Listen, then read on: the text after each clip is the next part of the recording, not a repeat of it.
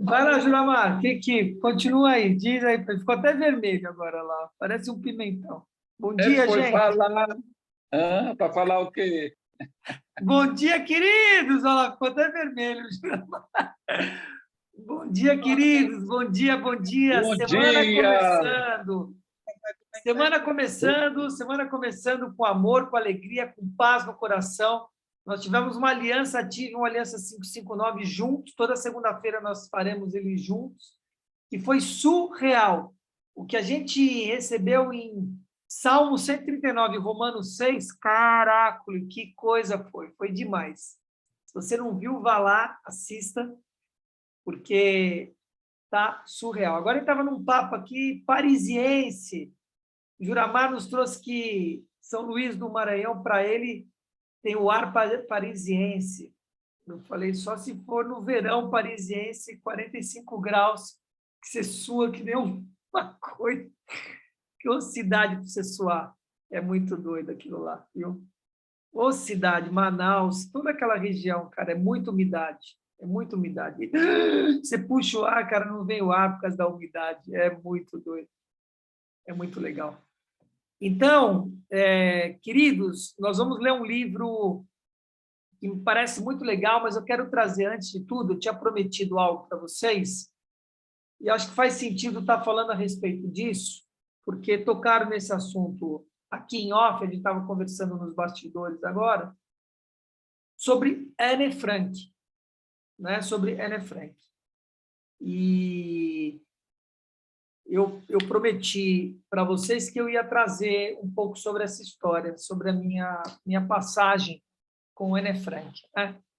E a história dessa menina mulher, esse ser espiritualizado, que eu tive contato e foi incrível o contato que eu tive com ela. Eu recebi em 96 o Diário de Anne Frank. Eu não tinha a mínima ideia da existência dela e do contato dela. E recebi um livro quando fiz a visita no Brasil, eu estava morando na Alemanha. Nós voltamos com esse livro que nos deram de presente, né? E eu resolvi ler esse livro. E, cara, me impactou demais o livro, porque apesar de eu saber que ela tinha morrido, eu li o livro com a esperança de chegar no final. Em mim tinha essa esperança de chegar no final e falar, não, cara, não aconteceu isso. Na realidade, é uma pegadinha. Eu tinha uma coisa dentro de mim com isso, sabe? Porque é tão real, cara. O livro é tão real. O diário é tão visceral, tão real dela, que você não consegue acreditar. Você entende que depois de 2 anos e meio eles vivendo num porão, que vai acontecer o que aconteceu. E acontece o que aconteceu, né? Eles são delatados, né? E invadem o porão e levam eles presos. Eles são todos mandados, cada um para um campo de concentração.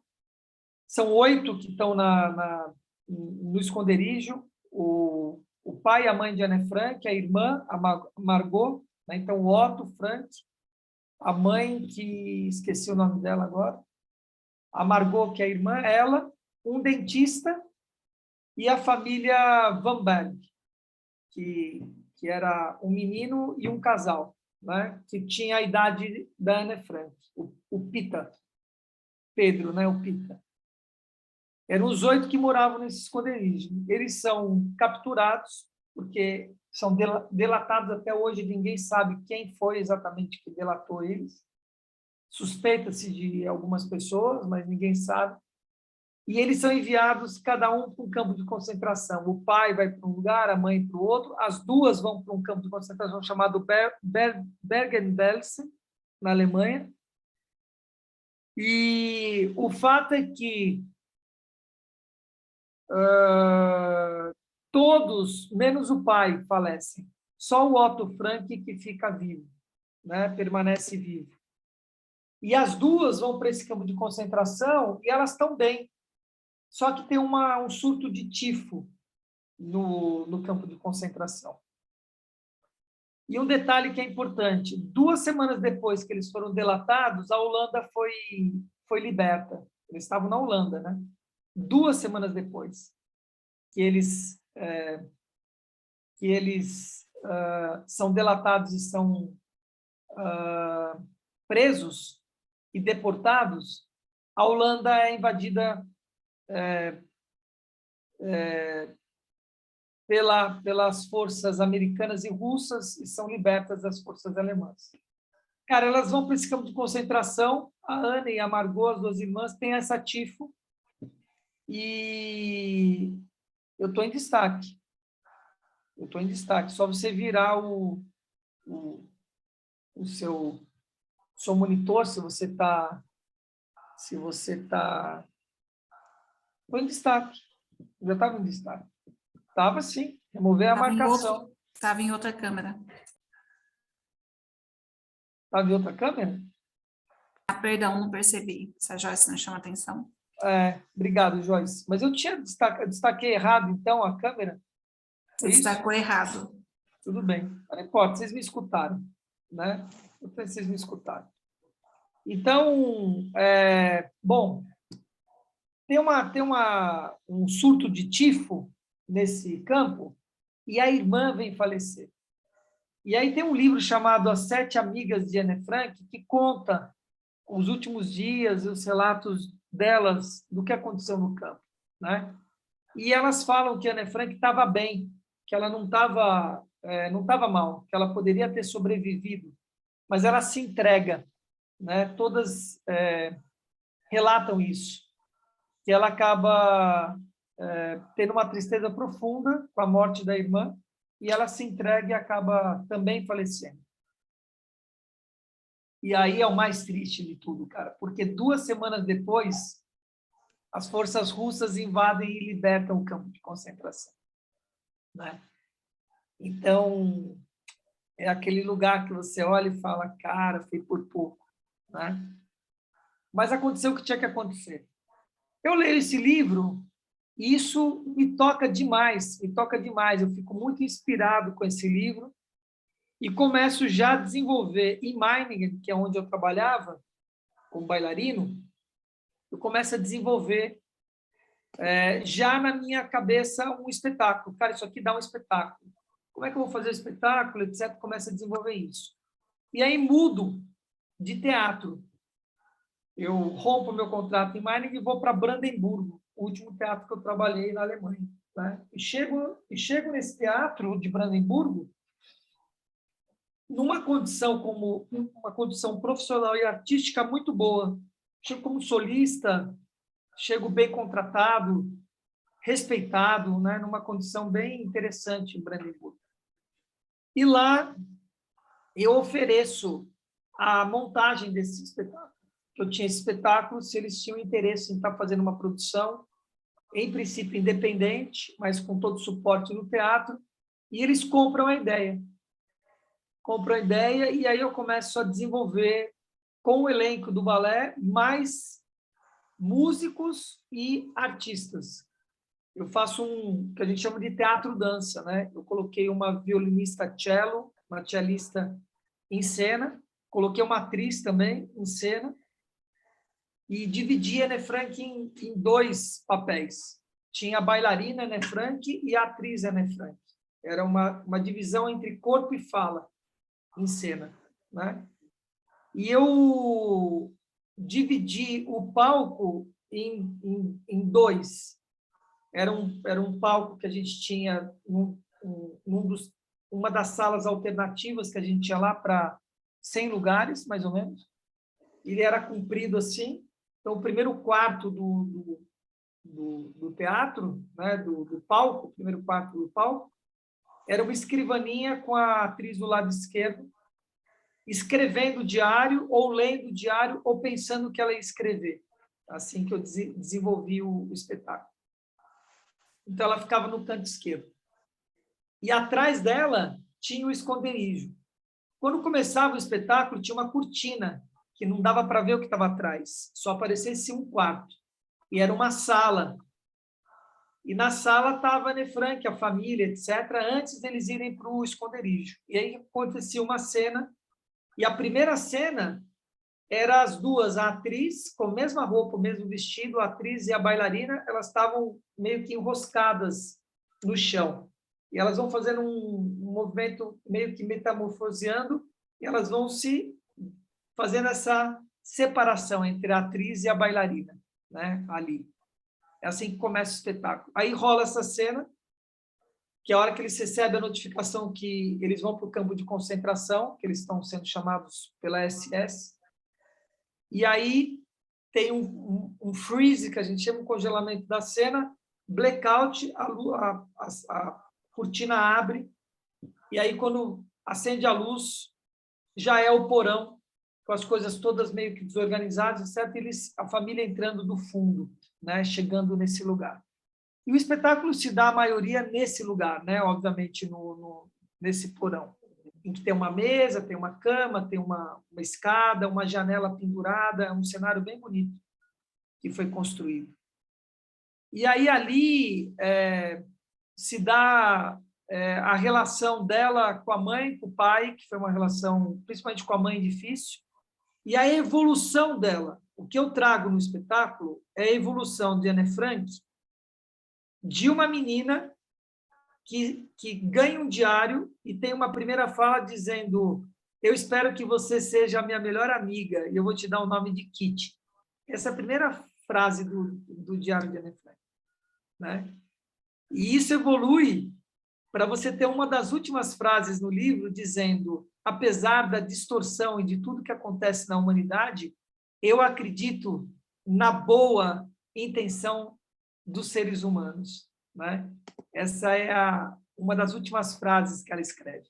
Então, o livro, o que me tocou foi essa evolução dela em 2 anos e meio, numa clausura, de uma menina de 13 anos para uma mulher, um ser elevado e espiritualizado, né? Elevado e espiritualizado, numa clausura, né? Numa clausura. O Sara abriu seu microfone, eu já te dou a palavra, se você estiver querendo falar, tá? Só um minuto, só para finalizar aqui, eu já te dou a palavra. Então, o espetáculo eu construo todo nesse lugar. Ele tem momentos históricos, começo da guerra, eu vou colocando rádios e bombardeios, etc., para dar essa linha do tempo, mas o que se dá ali é esse lugar, primeiro, de uma tristeza profunda sendo instalada, porque eles percebem que aquilo ali está chegando no limite, né? Mas, ao mesmo tempo, diálogos e cenas plásticas que vão levando para esse lugar da contemplação, da espiritualidade, né? O espetáculo é muito plástico, só tem luz branca. Isso foi uma doideira no teatro. Quando eu falei para eles que eu só ia usar luz branca, eles ficaram doidos. Como é que você vai usar só luz branca? Esse espetáculo vai ficar monótono. Eu falei, deixa comigo. Tem, claro que tem filmado. A gente pode fazer uma sessão qualquer dia para assistir juntos o espetáculo, se vocês quiserem, porque não tem isso na internet. E aí, cara, termina com um solo lindo, 27 movimentos em 5 minutos. Né? São 27 movimentos, tudo muito lento, tudo muito minimalista, né? Assim mesmo, de respiros. Né? E a cena, como eu construí a cena, cara, eu estava muito inspirado, porque quando eles são delatados e são presos, acontece essa cena, e aí tem um blackout no teatro, fecha essa cortina, e começa um texto de uma atriz fantástica que tinha lá, um texto, dizendo para cá o que aconteceu com cada um, para que campo de concentração, o que aconteceu com cada um, menos Margot e Anne Frank. As duas, elas não falam. E durante essa fala, cara, tem um batalhão de técnicos do teatro que retiram todo o cenário. E de uma forma silenciosa, nós treinamos muito isso. Quando abre a cortina de novo, Aquilo que era um cenário que tinha um monte de coisa é um vazio, cara. Não tem nada no teatro. Só tá as duas no fundo, Margot deitada morta no braço da Anne Frank, lá no fundo com uma luz. Cara, aquilo é surreal, cara. Aquela cena é surreal. Assim, é muito impactante para o público, porque eles não esperam aquilo. Uma coisa que ficou 1h30 com aquele cenário, de repente é um vazio completo, né? E só as duas no fundo, ela deitada no colo dela, e está claro que ela está morta ali. E aí todo o solo é ela saindo da irmã, deixando a irmã e vindo para frente e construindo a sua própria morte, né? Puta, me emociona de pensar, cara, na cena, né? A cena é muito linda e muito plástica, né? No coisa. Então, ali é a morte de Anne Frank, da irmã dela, né? E aí, quando ela desfalece, que ela morre, fala o destino das duas, né? E algumas frases dela e termina o espetáculo. É lindíssimo. Então, assim, eu tive 2 vezes no Museu de Anne Frank, é isso que eu ia contar para vocês, que eu prometi para Brasília. A Brasília não está aqui, depois ela assiste isso aí, né?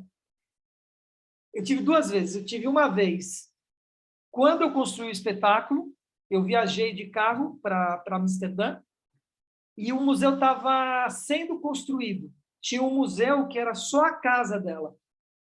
Então, estava fechado uma parte, e foi uma das últimas vezes que você pôde andar nos cômodos. Hoje você não pode mais andar nos cômodos.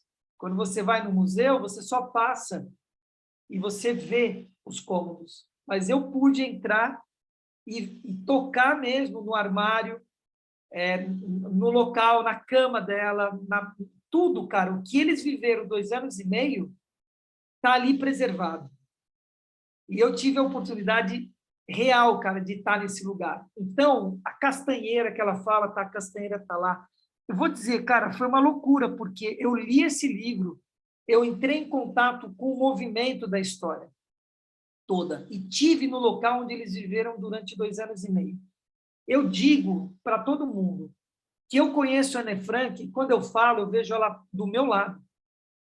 Eu conheço a Anne Frank como poucos conhecem a Anne Frank.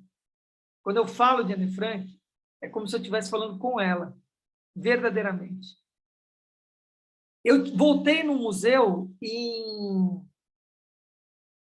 2017. Eu voltei no museu. E aí o museu já todo construído. Eles pegaram Priestgartenstraße, né? É o nome da rua lá. O esconderijo, como todas as casas na Holanda, em Amsterdã, é algo fino e comprido. Então, é uma entrada fina de talvez 5 metros no máximo, acho que menos, e comprido. São as edificações ali de Amsterdã, nos canais de Amsterdã, né? Fino. Eles compraram todo o lote, porque esse lugar onde eles estavam era no meio da quadra, ou um pouquinho para a direita da quadra. Mas tinham, sei lá, 3, 4, 5 casas depois. Eles compraram todo esse lote, eles transformaram esse lote no museu. Então, você entra e, cara, tem instalações, cara, com a voz dela, com imagens, e você vai andando nisso e vai passando por dentro da casa e saindo, voltando numa outra instalação e andando por baixo, etc. Cara, é muito bem feito. É muito, muito, muito bonito. E essa segunda vez que eu fui lá, cara, eu me emocionei tanto. Eu voltei 20 anos depois, porque era em 2000, eu fui em 97 lá, voltei em 2017, 20 anos depois na história. Quando terminou o museu, que eu terminei o museu, eu sentei no banco, eu estava tão impactado, cara, eu chorava compulsivamente, cara. Era uma coisa doida que vinha de dentro. Eu estava com a minha companheira na época e ela sabia de tudo isso que eu estou contando para vocês, então ela só pegava na minha mão, assim, né? E não falava nada, cara, e eu chorava emocionado. E é isso, a história é essa, né? É a história. Então, vocês vão se vocês forem visitar hoje o museu, vocês vão visitar com outro olhar, né? Depois de tudo isso, porque isso é remissão do tempo. Eu transmiti para vocês tudo isso que eu vivi, né? E vocês vão olhar, vão ler o livro. Eu sugiro que vocês leiam o livro, né? Nós podemos até fazer essa leitura aqui, né? Poderia ser uma leitura aqui, né? Mas eu sugiro que vocês leiam o livro, porque, cara, ele é incrível e é o documento mais autêntico, real, que existe no mundo. Isso é atestado pela humanidade toda, né? E esse livro ele foi descoberto, isso é uma coisa que também poucos sabem, porque quando eles invadiram pegando todo mundo e quebrando tudo, etc, papá, e saíram e ficou tudo lá jogado. E aí tinha a MIP, que, inclusive, quando eu pensei em remontar aqui no Brasil esse espetáculo, eu pensei em colocar a MIP em cena, né, que era quem auxiliava eles, ela que levava comida e etc para eles. E o Otto fez isso pela família dela na Primeira Guerra Mundial. A mesma coisa que ela fez por eles, cara. E pouca gente sabe disso também. A MIP chega no esconderijo e vê que eles foram delatados e que não tinha mais ninguém. E ela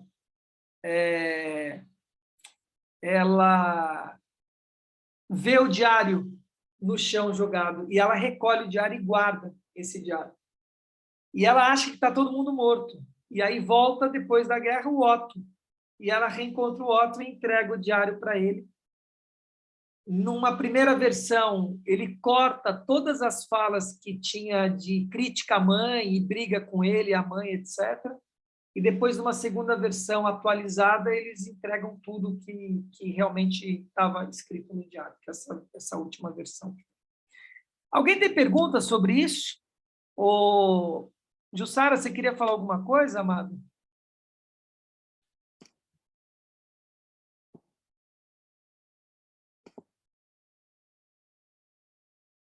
Alguém quer perguntar, comentar alguma coisa? Cultura também é história. Muito lindo tudo isso. Muito lindo. Nossa. Fico me arrepiando aqui. Poxa, eu passei a minha vida querendo estar nesse meio e agora que eu estou tendo acesso a essas coisas, eu estou desesperada, porque eu não sei se vai dar tempo. Claro que vai dar, como não? Já deu. Já deu tempo, já está aí. Já está aí. Olha, Marcelo, Luiz Marcelo, pelo menos uma viagem eu vou fazer com você aí. Nós estamos programando de ir para Portugal. Eu falei para a Elaine outro dia, eu vi passagem por R$1.200, R$1.300. Eu mandei isso para você, Elaine, não sei aonde. Acho que foi no canal do Instagram, se eu não me engano. Entendeu? Ida e volta, R$1.200, R$1.400. Ida e volta. Isso não dá $300. É mesmo? Eu quero. O problema não é esse. A gente precisa de €70, mais ou menos, por dia lá. Mais ou menos é isso. E a gente não dá para ficar menos de 20 dias para você realmente rodar lá. Então, eu acho que não é nem a passagem, é a estada que... Mas isso tudo cara, se você quiser ir, você vai, porque... Olha só, eu tenho uma conhecida lá. No Porto. Mas nós temos que rodar, você vai passar, a gente vai passar pelo Porto, mas só dá oi para ela. Vamos rodar 3.000 quilômetros em Portugal. Pois é, nada é impossível, né? Claro que não. Claro que não. Tudo é possível. Gente, é tudo muito poético, né? Você está aqui, filha, você está aqui, você está respirando isso aqui, você chegou nesse lugar, não é por acaso. É verdade. Vamos todos. O próximo passo de vocês é ancorar na sexta turma do 12 em 12. Esse é o próximo passo. E daqui a pouco vai estar aberto aí. Olha lá, tem uma amiga em Coimbra. Cara, Coimbra eu tive uma experiência em Coimbra, cara, com a princesa Isabel, com a rainha Isabel, cara, Santa Isabel. Nossa Senhora, velho. Que doideira. E poucos sabem, entendeu? As pessoas vão no antigo reinado, que é uma construção toda destruída, mas não vão onde está o corpo de Santa Isabel mesmo, né? Que é uma igrejinha. Eu descubro as coisas, né? Eu fuço, eu não faço uma viagem, eu vou fuçando as coisas. Com o povo nativo local, vou perguntando. Que circuito turístico? Sair do circuito turístico, nada do circuito turístico. Lisboa, por exemplo, eu tenho uma amiga, uma amiguíssima, cara, em Lisboa, pra vocês terem uma ideia, a Alexandra. A Alexandra, essa última viagem que eu fiz para Portugal, no último dia que eu estava em Lisboa, para voltar por Paris, sempre chegar ou sair por Paris, eu liguei para a Alessandra, eu falei, Alessandra, cara, o pessoal quer ir num fado. Mas eu não quero ir nesses fados, cara, entendeu? Que você vai aí no centro de Portugal, etc. Como é que faz? Falou, Luiz, eu tenho um amigo que era um cantor de fado famoso. E ele resolveu abrir um restaurante. Ele tem um show que ele faz com comida tudo incluso. Comida, bebida, vinho, vários tipos de vinho, etc.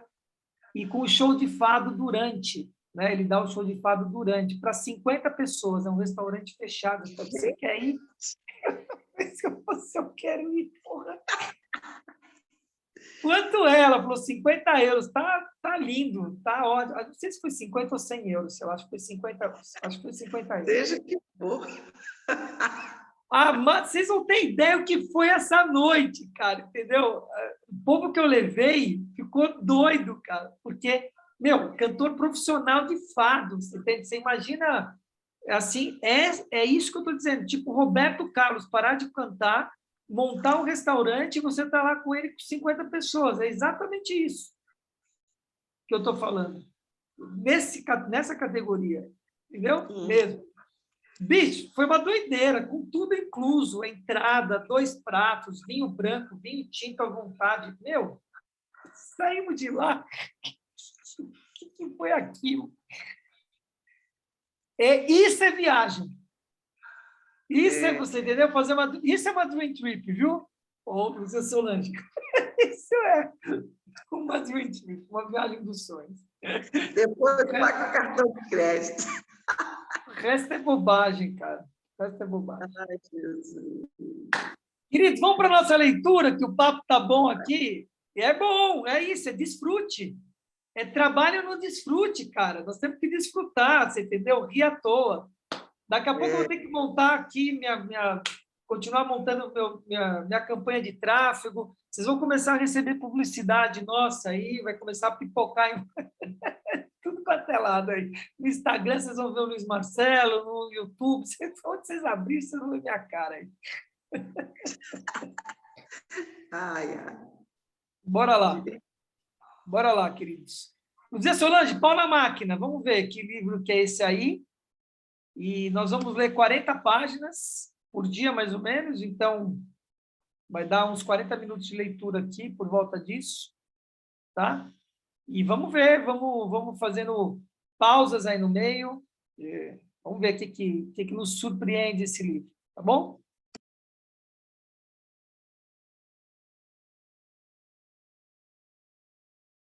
Introdução. A revolução dos pontos fortes em ação. Guiada pela crença de que bom é o oposto de mal, a humanidade tem insistido há séculos em sua fixação na culpa e no fracasso. Os médicos estudaram as doenças para aprender sobre a saúde. Os psicólogos investigaram a tristeza para aprender sobre a alegria. Os terapeutas procuraram descobrir as causas do divórcio para aprender sobre o casamento feliz. E nas escolas e locais de trabalho, nos 4 cantos do mundo, cada pessoa tem sido encorajada a identificar, analisar e corrigir suas fraquezas para se tornar forte. Esse conselho é bem intencionado, mas equivocado. Culpas e fracassos merecem estudo, mas pouco revelam sobre nossos pontos fortes. Nossos pontos fortes têm seus próprios padrões. Para se destacar na área que você escolheu e encontrar satisfação duradoura no que faz, você vai precisar entender seus padrões específicos. Precisará se tornar um perito em localizar, descrever, ajustar, praticar e refinar seus pontos fortes. Assim, enquanto lê este livro, mude seu foco. Suspenda qualquer interesse que você possa ter na fraqueza e explore os intricados pormenores de seus pontos fortes. Use o teste e descubra a fonte de seus pontos fortes. Aprenda sua linguagem. Descubra a fonte de sua energia. Se ao término da leitura você tiver desenvolvido sua capacidade de lidar com o que está certo em você e nos seus funcionários, este livro terá atingido seu objetivo. A revolução. Dá Quais são as uma duas premissas pausinha nas aí, quais as já. grandes organizações têm de se apoiar? Escrevemos este livro. Aqui nós temos que parar um pouco já. Então, olha que interessante, porque é importante escutar a introdução e ver o norte que nós vamos, qual o olhar, direcionar nosso olhar. Para que lugar que nós vamos direcionar esse lugar? Sempre pensando que o que nós estamos vendo aqui, essa é a nossa pegada aqui. Eu comigo mesmo, eu com o meu entorno e eu com o mundo. Essas são as três relações. Esse é o lugar da psicologia tibetana. Esse lugar que eu trago, que eu bebo. Esse lugar. Então, esse é o lugar que vai dar uma visão humanista, em que você sai do seu círculo, ou você deixa de não se olhar. Olha o que eu estou dizendo para vocês. Uma coisa é, eu não olho para mim, só olho para o outro. Outra coisa é, eu olho só para mim, não olho para o outro. Não dá nenhum nem outro, tem que ser os dois. E isso comungando com o mundo. Uma visão de mundo. Essas são as três ecologias. É isso que eu trago, por exemplo, no tarô, no MIT 4S. Esses três círculos no MIT. E sempre. Essa é a base, uma das bases que eu trabalho. As três ecologias. A outra é os 4 pilares, né, da educação, de um monte de coisa, mais ciência, espiritualidade, filosofia e estética, como arte. A arte estética. Mas, enfim, então, olhar o norte para o quê? Para uma liderança de excelência. Para você liderar você mesmo e o seu entorno. Tudo isso, pontos fortes. Descobrir os pontos fortes. Então, o que ele traz na introdução? Que é o norte, dentro de tudo isso que nós estamos falando. Ele traz, o cara que vai fazer educação física, isso acontece até hoje, ele acha que ele vai fazer educação física, vai jogar bola, vai jogar vôlei. Ele não entende que ele vai estudar a respeito dos padrões físicos. O cara que vai fazer psicologia, ele tem problema e acha que vai resolver os problemas dele fazendo psicologia. Tem muita gente que faz isso. Ou faz uma universidade só para cumprir tabela, ou porque quer ganhar dinheiro. Não vai funcionar. O que ele vai trazer aqui é muito interessante, já adorei a introdução, é você ter um olhar além, conectado com o seu propósito, a sua identidade. Ele vai trazer testes, pelo que ele está trazendo aqui, para que você traga isso para a sua identidade, para o seu propósito, para aquilo. Você não vai resolver os seus problemas psicológicos fazendo faculdade de psicologia, né? Isso é um engano, né? Isso é um engano na história, tá? A revolução, vamos ver o que ele traz da revolução.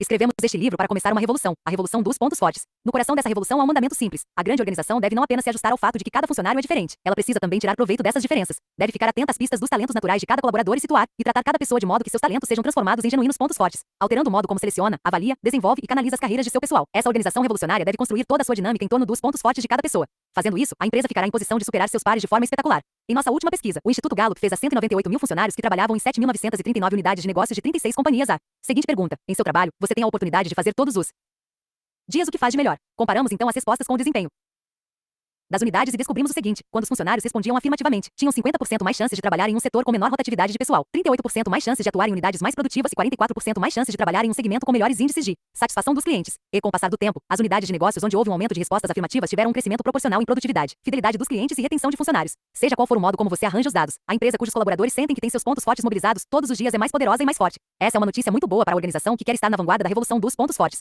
Por quê? Porque a maioria das empresas continua sendo espantosamente ineficiente quando se trata de tirar proveito dos pontos fortes de seu pessoal. No cômputo geral do Gallup, fizemos a pergunta sobre a oportunidade de fazer o que faço de melhor a mais de 1.700.000 funcionários em 101 empresas de 63 países. Percentualmente, quantos deles? Você acha que concordam que têm oportunidade de fazer todos os dias o que fazem melhor? Quantos realmente sentem que seus pontos fortes estão em ação? 20%. Globalmente, só 20% das pessoas que trabalham nas grandes organizações que pesquisamos acham que usam seus pontos fortes todos os dias. O mais bizarro é que quanto mais tempo um funcionário permanece numa empresa, e quanto mais alto chega na escalada tradicional da carreira, com menos frequência concorda inteiramente que seus pontos fortes estejam em ação. Embora seja alarmante saber que a maioria das companhias opera com 20% de sua capacidade, esta descoberta representa na verdade uma tremenda oportunidade para essas organizações, para estimular altas margens de crescimento e, por conseguinte, aumentar o faturamento. Elas só precisam voltar o foco para dentro a fim de encontrar a riqueza de potencial não realizado que existe em cada colaborador. Imagine o aumento de produtividade e de rentabilidade se elas dobrassem esse número, passando a ter 40% dos Funcionários afirmando que todo dia têm a oportunidade de usar seus pontos fortes. Ou se o número fosse triplicado. 60% das pessoas fazendo essa afirmação não é uma meta demasiado agressiva para as maiores organizações. Como elas podem conseguir isso? Bem, antes de mais nada, precisam compreender por que 8 entre 10 funcionários se sentem um tanto deslocados em suas funções. Como explicar essa incapacidade generalizada de posicionar bem as pessoas, em particular as mais experientes, que tiveram chance de se lançar à procura de trabalhos mais interessantes, de modo a fazê-las tirar proveito de seus pontos fortes? A explicação mais simples é que as premissas básicas da maioria das organizações acerca das pessoas estão erradas. Sabemos disso porque nos últimos 30 anos o Gallup tem promovido pesquisas sobre o melhor modo de maximizar o potencial de uma pessoa. No cerne desse trabalho estão nossas entrevistas com 80 mil gerentes, em sua maioria excelentes, alguns médios, em centenas de empresas ao redor do mundo. O foco era descobrir o que os melhores gerentes do mundo, não importa se em Bangalore, na Índia ou em Bangor, nos Estados Unidos, tinham em comum. Descrevemos nossas descobertas em detalhe no livro Primeiro Quebre Todas as Regras, mas o ponto mais significativo foi este. A maioria das organizações se apoia em duas premissas equivocadas acerca das pessoas. Uma pessoa pode aprender a ser competente em quase tudo. 2. Item. Item. Item. Item. O maior potencial de crescimento de cada pessoa está nas áreas onde ela tem seu ponto mais fraco. Apresentadas de forma tão direta, essas premissas parecem simplistas demais para serem adotadas regularmente. Sendo assim, vamos desenvolvê-las um pouco e ver aonde nos levam. Se você quer saber se sua empresa está ou não baseada em tais proposições, verifique se possui as seguintes características. Sua organização gasta mais dinheiro treinando pessoas depois que são contratadas do que selecionando-as de forma adequada em primeiro lugar. Sua organização enfoca o desempenho de seus funcionários a partir da normatização do estilo de trabalho. Isso significa uma forte ênfase em regras, políticas, procedimentos e competências comportamentais. Sua organização gasta a maior parte do tempo e dos recursos de treinamento tentando tapar os buracos nas habilidades ou competências dos funcionários. Chama essas lacunas de áreas de oportunidade. Seu plano de desenvolvimento individual, se você tem um, é construído ao redor dessas áreas de oportunidade, seus pontos fracos. Sua organização promove as pessoas com base nas capacitações ou experiências que elas adquiriram. Afinal, se todos podem aprender a ser competentes em quase tudo, os que mais aprenderam têm de ser os mais valiosos. Assim, deliberadamente, sua organização concede o maior prestígio, o maior respeito e os salários mais altos às pessoas mais experientes e bem lapidadas. Encontrar uma empresa que não tenha essas características é mais difícil do que encontrar uma que tenha. A maioria dá pouca atenção aos pontos fortes dos funcionários e empenha-se em minimizar seus pontos fracos. Tornam-se peritas naquelas áreas onde seus colaboradores têm dificuldades, passam delicadamente a denominá-las lacunas de competência ou áreas de oportunidade e os despacham para cursos de treinamento a fim de que suas fraquezas sejam corrigidas. Em certas ocasiões, tal abordagem é necessária. Se um funcionário sempre hostiliza quem está à sua volta, algum treinamento da sensibilidade pode ajudar. Do mesmo modo, um curso de comunicação pode beneficiar um colaborador que seja competente, mas pouco articulado. Mas isso não é. 2. Desenvolvimento é controle de danos. E o controle de danos, tomado isoladamente, é uma estratégia pobre para elevar a pessoa ou a organização a um desempenho de gabarito mundial. Para escapar dessa espiral de pontos fracos e deflagrar a revolução dos pontos fortes em sua própria empresa, você precisa mudar suas suposições sobre as pessoas. Comece com as premissas certas e tudo que derivar delas. Como você seleciona, avalia, treina e desenvolve sua equipe, será correto. Estas são as duas premissas que orientam os melhores gerentes do mundo. Os talentos de cada pessoa são permanentes e únicos. O maior potencial de crescimento de cada pessoa está nas áreas onde ela tem seu ponto mais forte. Essas proposições explicam por que grandes gerentes têm o cuidado de procurar pelo talento em cada função. Porque eles avaliam o desempenho das pessoas em termos de resultados em vez de lhes impor estilos pré-moldados. Porque eles desobedecem à regra de ouro e tratam cada funcionário de forma diferente. E porque dedicam a maior parte do tempo a seus melhores profissionais. Em suma, essas duas premissas explicam por que os melhores gerentes do mundo quebram todas as regras da sabedoria gerencial convencional. Agora, seguindo o exemplo dos grandes gerentes, está na hora de mudar as regras. Essas premissas revolucionárias devem servir como princípios centrais de um novo modo de trabalhar. São as bases para uma nova organização, mais forte e voltada para revelar e ampliar os pontos fortes de cada funcionário. A maioria das empresas adota um processo para assegurar o uso eficiente de seus recursos práticos. Os processos Six Sigma ou ISO 9000 são lugares comuns.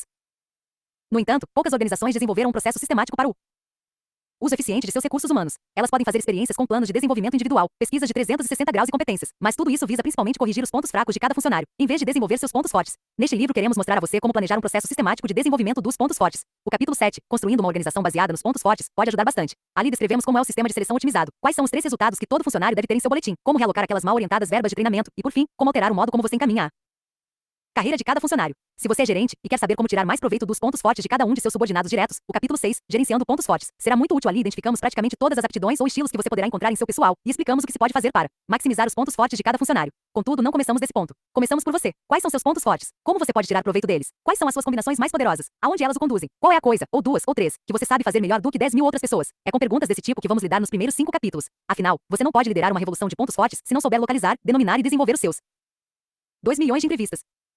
Quem o Gallup entrevistou para se informar sobre os pontos fortes das pessoas? Imagine o que você poderia descobrir se pudesse entrevistar 2 milhões de pessoas sobre seus pontos fortes. Imagine entrevistar os melhores professores do mundo e perguntar como eles mantêm as crianças tão interessadas naquilo que, de outra forma, poderia ser matéria árida. Ou lhes perguntar como criam tais relações de confiança com tantas crianças diferentes. Imagine interrogá-los sobre como equilibram diversão e disciplina na sala de aula e inquiri-los sobre todas as coisas que fazem para serem tão bons na sua profissão. E então pense no que você poderia descobrir se fizesse o mesmo com os melhores médicos, vendedores e advogados do mundo, atletas, corretores da bolsa, contadores, chefes de serviço em hotéis, líderes, soldados, enfermeiras, pastores, engenheiros e presidentes de empresas. Imagine todas essas perguntas, mais importante ainda, todas essas vibrantes respostas. Nos últimos 30 anos, o Instituto Gallup conduziu um estudo sistemático da excelência onde quer que pudéssemos encontrá-la. Não foi uma gigantesca enquete de múltipla escolha. Cada uma dessas entrevistas, pouco mais de 2 milhões no cômputo final, das quais os 80 mil gerentes de primeiro quebre todas As regras formaram uma pequena parte, consistia de perguntas abertas como as mencionadas acima. Queríamos ouvir esses ótimos profissionais descreverem em suas próprias palavras exatamente o que estavam fazendo. Em todas as diferentes profissões encontramos uma tremenda diversidade de conhecimento, capacitação e talento. Mas, como você talvez já tenha desconfiado, logo começamos a detectar padrões. Continuamos olhando e ouvindo, e gradualmente, fomos extraindo desse rico manancial de depoimentos 34 padrões, ou temas como os batizamos. São os 34 temas predominantes do talento humano. Nossa pesquisa nos diz que esses 34 padrões, com suas muitas combinações, são a melhor ferramenta possível para explicar a mais ampla gama de excelência profissional. Esses temas não captam cada uma das idiosincrasias humanas. Os indivíduos são tão infinitamente variados que isso seria impossível. Pense neles, então, como se fossem as 88 teclas de um piano. As 88 teclas não são capazes de tocar todas as notas individuais possíveis, mas em suas muitas combinações podem capturar tudo, do Mozart clássico à Madonna clássica. O mesmo se aplica a esses 34 temas. Usados com discernimento e bom senso, podem ajudar a capturar os temas singulares que pautam a vida de cada pessoa. Para sermos mais úteis, nós lhe oferecemos um meio de avaliar a si mesmo a respeito desses 34 temas. Pedimos que faça uma pausa depois de ler o capítulo 3, se submeta ao teste chamado Descubra a fonte de seus pontos fortes que está disponível na internet. Ele revelará de imediato os 5 padrões dominantes do seu talento, aqueles que compõem sua personalidade, suas mais poderosas fontes de força. Se você quiser se informar sobre os traços dominantes de seus funcionários, familiares ou amigos, leia o capítulo 4 e conheça cada um dos 34 temas. Mas, de início, nosso foco principal é você, identificando e refinando esses padrões pessoais. Você ficará na melhor posição possível para desenvolver ao máximo seus pontos fortes. Enquanto estuda seus 5 temas dominantes e pensa nos meios de aplicar o que aprendeu, mantenha esta ideia em mente. A verdadeira tragédia da vida não é cada um de nós não ter suficientes pontos fortes, é fracassarmos em usar os que temos. Benjamin Franklin chamou as potencialidades desperdiçadas de relógios de sol na sombra. Como você pode ver, o grande motivador deste livro é o fato de que um número excessivo de organizações, um número excessivo de equipes e um número excessivo de indivíduos escondem, sem saber, seus relógios de sol na sombra. Queremos que este livro ilumine seus pontos fortes. Ao terminar sua leitura, você os põe em ação. E anatomia de um ponto forte. Item. Capítulo 1. Vidas realmente produtivas. O investidor, o diretor, o dermatologista e o editor Tiger Woods, Bill Gates, Cole Potter, 3 ferramentas revolucionárias. O investidor, o diretor, o dermatologista e o editor. Como é uma vida realmente produtiva? Como é uma vida realmente produtiva? O que acontece quando uma pessoa consegue construir sua vida ao redor de seus pontos fortes? Vamos examinar alguns exemplos de pessoas que fizeram isso.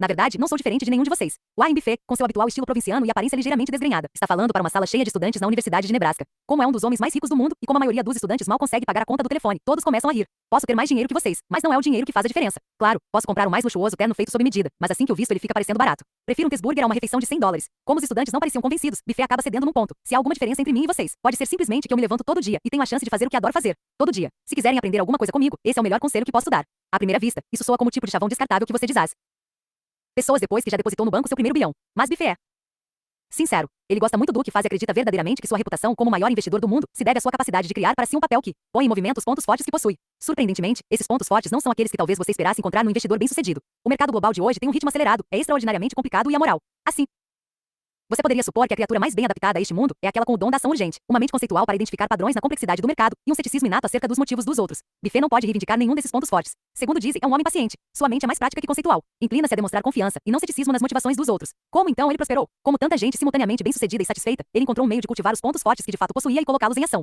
Por exemplo, transformou uma paciência natural na sua agora famosa perspectiva dos 20 anos, que o leva só a investir nas companhias cuja trajetória nos próximos 20 anos consegue prever com algum nível de segurança. Sua mente prática o leva a desconfiar de teorias sobre investimentos e de tendências de mercado muito disseminadas, como disse num dos relatórios anuais da Berkshire Hathaway. A única função dos analistas do mercado de ações é fazer os adivinhos parecerem bons. Desse modo, decidiu só investir naquelas empresas cujos produtos e serviços podia intuitivamente compreender, como a Dairy Queen, a Coca-Cola e o Washington Post. Finalmente, tirou bom proveito de sua natureza confiante, esquadrinhando cuidadosamente os administradores mais antigos das companhias em que investiu e mantendo uma certa distância deles, raramente interferindo no dia a dia dos negócios. Warren Buffett usou essa abordagem paciente, prática e confiante desde que fechou sua primeira parceria de investimento com $100 em 1956. Refinou-a, aperfeiçoou-a e manteve-se fiel a ela mesmo quando as possibilidades de adotar uma estratégia diferente eram tentadoras. Vale lembrar que ele não investiu nem na Microsoft nem na internet, pois não achou que pudesse visualizar um cenário claro de onde a alta tecnologia estaria 20 anos depois. Sua abordagem especial é a causa de seu sucesso profissional, e segundo ele conta, também a causa de sua felicidade pessoal. É um investidor de gabarito mundial porque põe conscientemente em movimento seus pontos fortes, e ama o que faz porque põe conscientemente em movimento seus pontos fortes. Nesse sentido, e talvez somente nesse sentido, Warren Buffett tem razão. Não é em nada diferente de nós. Como nós, ele responde ao mundo à sua volta de modo bem definido. O modo como encara o risco, como se conecta com outras pessoas, como toma suas decisões, como se satisfaz, nada disso acontece por acaso. Tudo faz parte de um padrão singular, tão estável que seus parentes amigos íntimos são capazes de se recordar de suas primeiras manifestações no pátio da escola em Omaha, Nebraska, meio século atrás. O que torna Buffett especial é o que ele fez com esse padrão. Primeiro, tomou consciência dele. Muitos não parecem capazes sequer de dar esse passo. Em segundo lugar, e de modo extremamente significativo, preferiu não se concentrar em reforçar os fios mais fracos. Em vez disso, fez exatamente o contrário. Identificou os fios mais fortes, entrelaçando-os com a educação e a experiência. Transformou-os na impressionante energia que vemos hoje. Warren Buffett é importante aqui não pela sua fortuna pessoal, mas porque entendeu algo que pode servir de guia prático para todos nós. Olhe para dentro de si mesmo, tente identificar seus traços mais fortes, reforce-os com a prática e o aprendizado, e então encontre ou como ele fez. Invente uma função que mobilize todos os dias esses pontos fortes. Quando você o fizer, será mais produtivo, mais eficiente e mais bem-sucedido. Buffet, é claro, não é o único a ter percebido a importância de construir sua vida ao redor dos pontos fortes. Sempre que você entrevista pessoas realmente bem-sucedidas na profissão que escolheram, do ensino ao telemarketing, do teatro à contabilidade, você descobre que o segredo do sucesso delas reside na capacidade que tem de descobrir seus pontos fortes e de organizar suas vidas para que esses talentos sejam aplicados. Panda é secretária de Saúde e Serviços Sociais numa região urbana tão vasta que tem receita maior que a de 20 estados americanos. Seu atual desafio é preparar e implementar um plano integrado para todos os programas voltados para idosos da região. Infelizmente, como nem sua região nem seu país jamais tiveram de se defrontar com a perspectiva de tantos idosos requerendo tantos serviços, ela não tem nenhum manual para seguir. Você pode achar que, para ser bem-sucedida, Panda deveria ter entre seus pontos fortes uma vocação para pensar estrategicamente ou, na pior das hipóteses, para análise e o planejamento detalhados. Mas, embora ela compreenda a importância de ambas as coisas, nenhuma delas está perto do topo em sua lista de pontos fortes. Na verdade, dois dos traços mais fortes em seu padrão são uma necessidade de injetar emoção e paixão nos funcionários e uma impaciência para entrar logo em ação. Como Buffet, em vez de dar esses traços como resolvidos e se empenhar em corrigir seus pontos fracos, ela criou para si uma função que lhe permite na maior parte do tempo tirar proveito dos seus pontos fortes. Seu modus operandi é, em primeiro lugar, identificar metas factíveis em que a ação possa ser iniciada imediatamente e agir, em segundo lugar, procurar oportunidades que lhe permitam delinear para seus milhares de funcionários o propósito mais amplo do trabalho deles. E, em terceiro lugar, confiar o processo formal de planejamento estratégico a uma consultoria externa. Enquanto ela e sua equipe tomam a frente, o consultor pode seguir atrás, varrendo o terreno e conectando as ações dela com o plano estratégico. Até agora as coisas vêm funcionando muito bem. Ela está avançando em todas as frentes. Tem conseguido conquistar importantes contratos de serviços que eram do setor privado. Está obtendo muito sucesso. Cherie S. adotou uma abordagem igualmente pragmática para construir sua vida ao redor de seus pontos fortes. Cherie é agora uma médica bem-sucedida, mas anos atrás, durante a faculdade de medicina, fez uma descoberta bastante perturbadora. Não gostava do contato com pessoas doentes. Como um médico que não gosta de gente doente, parece tão absurdo quanto um investidor que não gosta de risco, ela começou a questionar a carreira escolhida, em vez de lamentar a má escolha. No entanto, procurou examinar sua maneira de pensar e sentir, e foi aos poucos chegando a 3 conclusões. Na verdade, gostava de ajudar as pessoas, mas não aquelas muito doentes. Era impelida por uma necessidade constante de autorrealização, que era melhor atendida quando podia ver provas tangíveis e regulares de progresso. Esses dois padrões distintos poderiam se mostrar surpreendentemente produtivos se ela fizesse da dermatologia sua especialidade. Agora, como dermatologista, ela trabalha todo dia com seus pontos fortes. Seus pacientes raramente sofrem de doenças graves, as enfermidades são tangíveis e o progresso deles em direção à cura fica à vista de todos, estampado em suas peles. Paula L. não precisou ajustar seu foco para pôr em ação seus pontos fortes. Em vez disso, como Buffet, teve que permanecer fiel ao que já sabia sobre eles, a despeito de muitas tentações sedutoras para mudar sua linha de ação. Paula é editora executiva de uma das mais bem-sucedidas revistas femininas do mundo. Como resultado da exposição que o cargo lhe dá, tem sido alvo de muitas ofertas para se tornar redatora-chefe de outras revistas. Naturalmente, fica lisonjeada com os convites, mas prefere permanecer no cargo de editora executiva. Por quê? Porque está consciente de que um de seus padrões mais fortes é a mente conceitual, criativa. Com o correr dos anos, ela refinou esse padrão, transformando-o num excepcional ponto forte que lhe permite se destacar como editora, trabalhando com redatores e subeditores, dando forma ao material que dá à revista sua identidade marcante. Como redatora-chefe de uma revista seria menos solicitada nesse sentido. Seu tempo seria cada vez mais tomado por eventos de relações públicas e por meio de sua escolha de roupas, amigos e hobbies, ela teria que ser a própria corporificação da revista. Sabe que detestaria esse tipo de escrutínio público, por isso permanece fiel ao caminho ditado por seus pontos fortes. Todas essas pessoas são especiais na mesma medida em que o Buffet é especial. Elas identificaram em si mesmas certos padrões recorrentes de comportamento e trataram de imaginar um modo de desenvolver esses padrões até transformá-los em genuína força produtiva. Tiger Woods, Bill Gates e Cole Porter. O que é um ponto forte? Em benefício da clareza, vamos ser mais precisos sobre o que queremos dizer com ponto forte. A definição que usaremos até o final deste livro é bastante específica, um desempenho estável e quase perfeito em determinada atividade. Por essa definição, a acurada capacidade de Pan de tomar decisões e sua habilidade para agrupar pessoas em torno do objetivo comum da organização são pontos fortes. O amor de Cherie pelo diagnóstico e tratamento das doenças de pele é um ponto forte. A capacidade de Paula para gerar e depois aperfeiçoar ideias para artigos que se ajustem à identidade de sua revista é um ponto forte. Para usar exemplos mais célebres, a extraordinária tacada longa do golfista Tiger Woods, a distância que alcança com tacos de madeira e de ferro, é um ponto forte. Seu putting é outro, mas sua aptidão para superar obstáculos naturais com uma tacada curta, inconsistente quando comparada com a de outros profissionais de primeira linha. Tiger está em 61. O lugar no circuito PGA. Em Sandy Saves, isto é, a arte de tirar bolas da areia, não é. Num contexto de negócios, o gênio de Bill Gates para transformar inovações em aplicações fáceis de usar é um ponto forte, enquanto sua aptidão para manter e desenvolver uma empresa diante de ataques legais e comerciais, quando comparada de seu sócio, Steve Ballmer, não é. Num cenário artístico, a aptidão de Cole Porter para trabalhar a letra perfeita de uma música era um ponto forte. Suas tentativas de criar personagens e tramas verossímeis não eram. Ao definir ponto forte dessa maneira, um desempenho estável e quase perfeito numa atividade, revelamos 3 dos mais importantes princípios para ter uma vida verdadeiramente produtiva. Primeiro, para uma atividade ser um ponto forte, você deve ser capaz de realizá-la de forma consistente. Isso requer que ela seja uma parte previsível do seu desempenho. Você pode, ocasionalmente, dar uma tacada que deixaria o próprio Tiger Woods orgulhoso, mas não chamaremos essa atividade de ponto forte a menos que você se mostre capaz de praticá-la repetidamente. E você também deve extrair alguma satisfação íntima dessa ação. Por outro lado, Bill Gates é inteiramente capaz de implementar a estratégia da Microsoft, mas como, segundo já afirmou, o desempenho dessa função drena sua energia. Tal habilidade não é um ponto forte. A prova dos 9 de um ponto forte, a capacidade de fazer uma coisa só é um ponto forte se você consegue se imaginar fazendo aquilo repetidamente, com alegria e com êxito. Em segundo lugar, você não precisa ter pontos fortes em todos os aspectos envolvidos em sua função para se destacar. Pan não é a candidata perfeita para sua função. Nem Cherie. As pessoas que descrevemos acima não são exatamente talhadas para seus trabalhos. Nenhuma delas é abençoada com a mão perfeita. Estão simplesmente fazendo o melhor que podem com as cartas que receberam. Que profissionais excelentes tenham de ser uniformemente lapidados é um dos mitos mais enraizados que esperamos dissipar neste livro. Os profissionais excelentes que estudamos raramente eram bem lapidados. Ao contrário, estavam cheios de arestas. Em terceiro lugar, você só vai se destacar maximizando seus pontos fortes. Jamais consertando suas fraquezas. Isso não é o mesmo que dizer, ignore seus pontos fracos. As pessoas que descrevemos não ignoraram seus pontos fracos. Em vez disso, fizeram algo muito mais eficaz. Encontraram meios de contornar suas fraquezas, libertando-se assim para aperfeiçoar seus pontos fortes de forma mais aguda. Cada uma delas fez isso de modo um pouco diferente. Pan se liberou contratando um consultor externo para formular seu plano estratégico. Bill Gates fez coisa parecida. Escolheu um sócio, Steve Ballmer, para dirigir a empresa, o que lhe permitiu dedicar-se ao desenvolvimento de software e redescobrir a trilha de seus pontos fortes. Sherry, a dermatologista, simplesmente parou de fazer o tipo de medicina que não suportava. Paula, a editora de revista, rejeitou ofertas de trabalho. Tiger Woods estava numa posição Uma água sanitária daquela branquinha. Isso aqui eu nunca tinha usado água sanitária, viu? A primeira vez eu acho que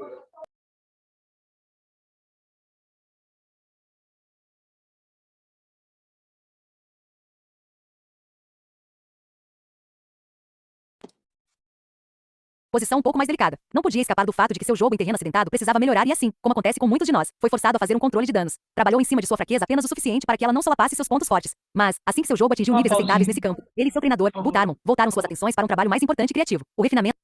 Não precisa de se compartilhar, não. Só dar boas-vindas ao Christian. Bem-vindo, Christian Alberto. Nós fazemos uma leitura dinâmica, que eu não sei se é a primeira vez que você está aqui, mas só para você entender, tá? É uma leitura que ela é mais rápida e diferente dessa questão cognitiva, né? Racional, que a gente tem que ler, ficar entendendo cada coisa, não. A gente vai absorvendo simplesmente a informação, tá? E redimindo o tempo, assim. Então, seja bem-vindo, viu?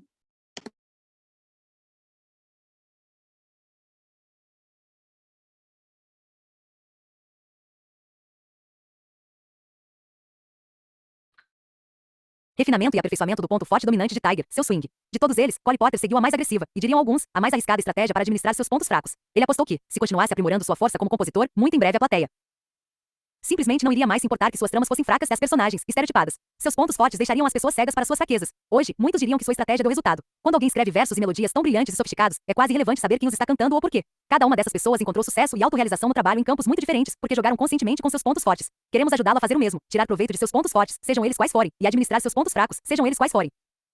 3 ferramentas revolucionárias. Do que você precisa para construir sua vida ao redor de seus pontos fortes.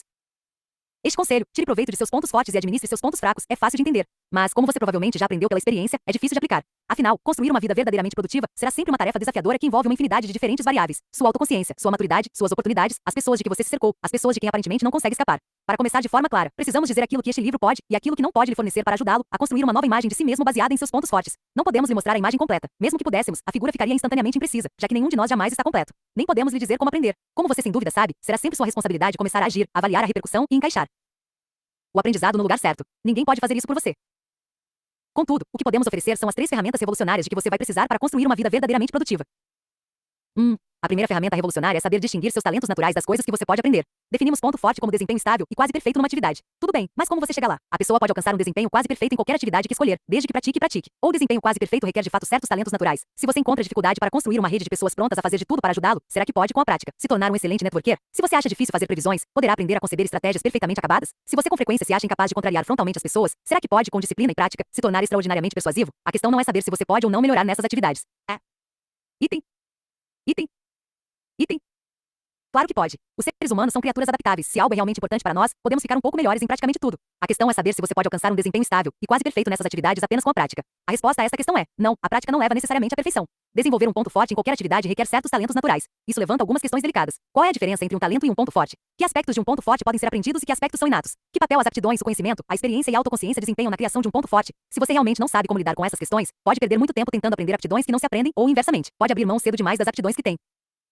Para responder a essas questões, você precisa conhecer uma maneira simples de diferenciar o que é inato do que se pode adquirir com a prática. No capítulo seguinte, apresentaremos um modo prático de fazer isso. Especificamente, vamos introduzir 3 termos cuidadosamente definidos. Talentos, que são seus padrões naturalmente recorrentes de pensamento, sentimento ou comportamento. Os vários temas de seu talento é o que o teste descubra a fonte de seus pontos fortes de fato avalia. Conhecimento, que consiste dos fatos e lições aprendidos. Técnicas, que são os procedimentos de uma atividade. Estes três, talentos, conhecimento e técnicas, combinam-se para criar seus pontos fortes. Por exemplo, ser atraído por estranhos e gostar do desafio de estabelecer contato com eles é um talento, definido mais adiante no livro como tema carisma. Enquanto a capacidade de construir uma rede de seguidores que o conhecem e estão sempre prontos a ajudá-lo é um ponto forte. Para criar esse ponto forte, você aprimorou seu talento inato com técnicas e conhecimento. Do mesmo modo, ser capaz de confrontar os outros é um talento, definido mais adiante como tema comando. Enquanto a capacidade de ter êxito em vendas é um ponto forte. Para persuadir os outros a comprarem seu produto, você precisa combinar seu talento com conhecimento do produto e certas técnicas de venda. Embora tudo seja importante no desenvolvimento de um ponto forte, a principal dessas três matérias-primas é o talento. Seus talentos são inatos. No capítulo seguinte, vamos explicar por quê. Enquanto técnicas e conhecimento podem ser adquiridos através do aprendizado e da prática. Por exemplo, como uma pessoa de vendas, você pode aprender a descrever as características de seus produtos. Conhecimento. Pode até aprender a fazer as perguntas certas, mais ou menos abertas, para trazer à tona as necessidades de cada possível cliente. Uma técnica. Mas você jamais aprenderá a levar esse possível cliente a fechar o negócio exatamente no momento certo e da maneira correta. Esses são talentos, definidos mais adiante como os temas comando e individualização. Embora às vezes seja possível desenvolver um ponto forte sem adquirir o conhecimento e as técnicas pertinentes, há vendedores naturais, com tanto talento inato para a persuasão que conseguem vender um produto mesmo que seu conhecimento sobre ele seja limitado. Nunca é possível possuir um ponto forte sem o talento requerido. Em muitas funções você pode adquirir o conhecimento e as técnicas pertinentes até ser capaz de se virar, mas, não importa qual seja a função, se você não possuir os talentos necessários, jamais será capaz de ter um desempenho estável e quase perfeito. Assim, a chave para desenvolver um genuíno ponto forte é identificar seus talentos dominantes e depois refiná-los com conhecimento e técnicas. Não se esqueça de que muita gente não compreende o que sejam talentos, muito menos quais sejam os seus. Acham que com a prática quase tudo pode ser aprendido. Não se empenham em buscar conhecimento e técnicas para realçá-los. Em vez disso, caem na armadilha de tentar adquirir tanto conhecimento e tantas habilidades quanto sejam capazes, na esperança de melhorarem de uma maneira geral, aparando suas arestas para se tornarem peças bem lapidadas. Para desenvolver seus pontos fortes, você deve evitar essa armadilha. Não se inscreva cegamente para treinamento em técnicas de liderança, técnicas de bem ouvir, técnicas de empatia, técnicas de oratória, técnicas de assertividade ou qualquer um desses cursos bem intencionados, esperando um progresso impressionante. A não ser que você tenha o talento necessário, as melhorias serão modestas. Você estará desviando a maior parte de sua energia para o controle de danos e muito pouco para um desenvolvimento real. Lembre-se de que você só tem uma porção finita de tempo para investir em si mesmo. Sugerimos que examine cuidadosamente conhecimento, técnicas e talentos. Aprenda a distinguir entre eles. Identifique seus talentos dominantes e depois empenhe-se em Deixa eu só finalizar esse finalzinho. empenhe-se em adquirir o conhecimento e as técnicas para convertê-los em verdadeiros pontos fortes. 2. A segunda ferramenta. Isso aí. Compartilha. Gratidão só. Cara, isso é muito importante. Eu tive num QGR semana retrasada, né? E a gente fez uma rodada de network, filas assim, um olhando para o outro, trocando um pouco de informação rápida. E teve um jovem, né? 20 e poucos anos, né? Sabendo da minha história um pouco ali, perguntou para mim, né? Se eu tinha tido medo de ir para a Alemanha. Como é que tinha sido aquilo, né? E se tinha sido pelo racional, se tinha tido medo, etc. Eu falei, não, nunca tive dúvida de eu ir para a Alemanha. Eu sabia que era o lugar onde eu precisava apontar, eu vendi tudo e fui. Né? Peguei a oportunidade e fui fazer o que eu tinha que fazer. Falei para ele,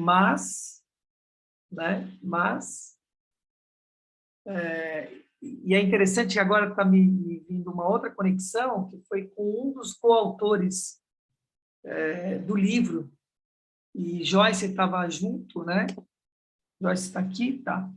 E a Luzia Solange também, alguns estavam nessa live, que eu falei para o Oséias, né? Falei, Oséias,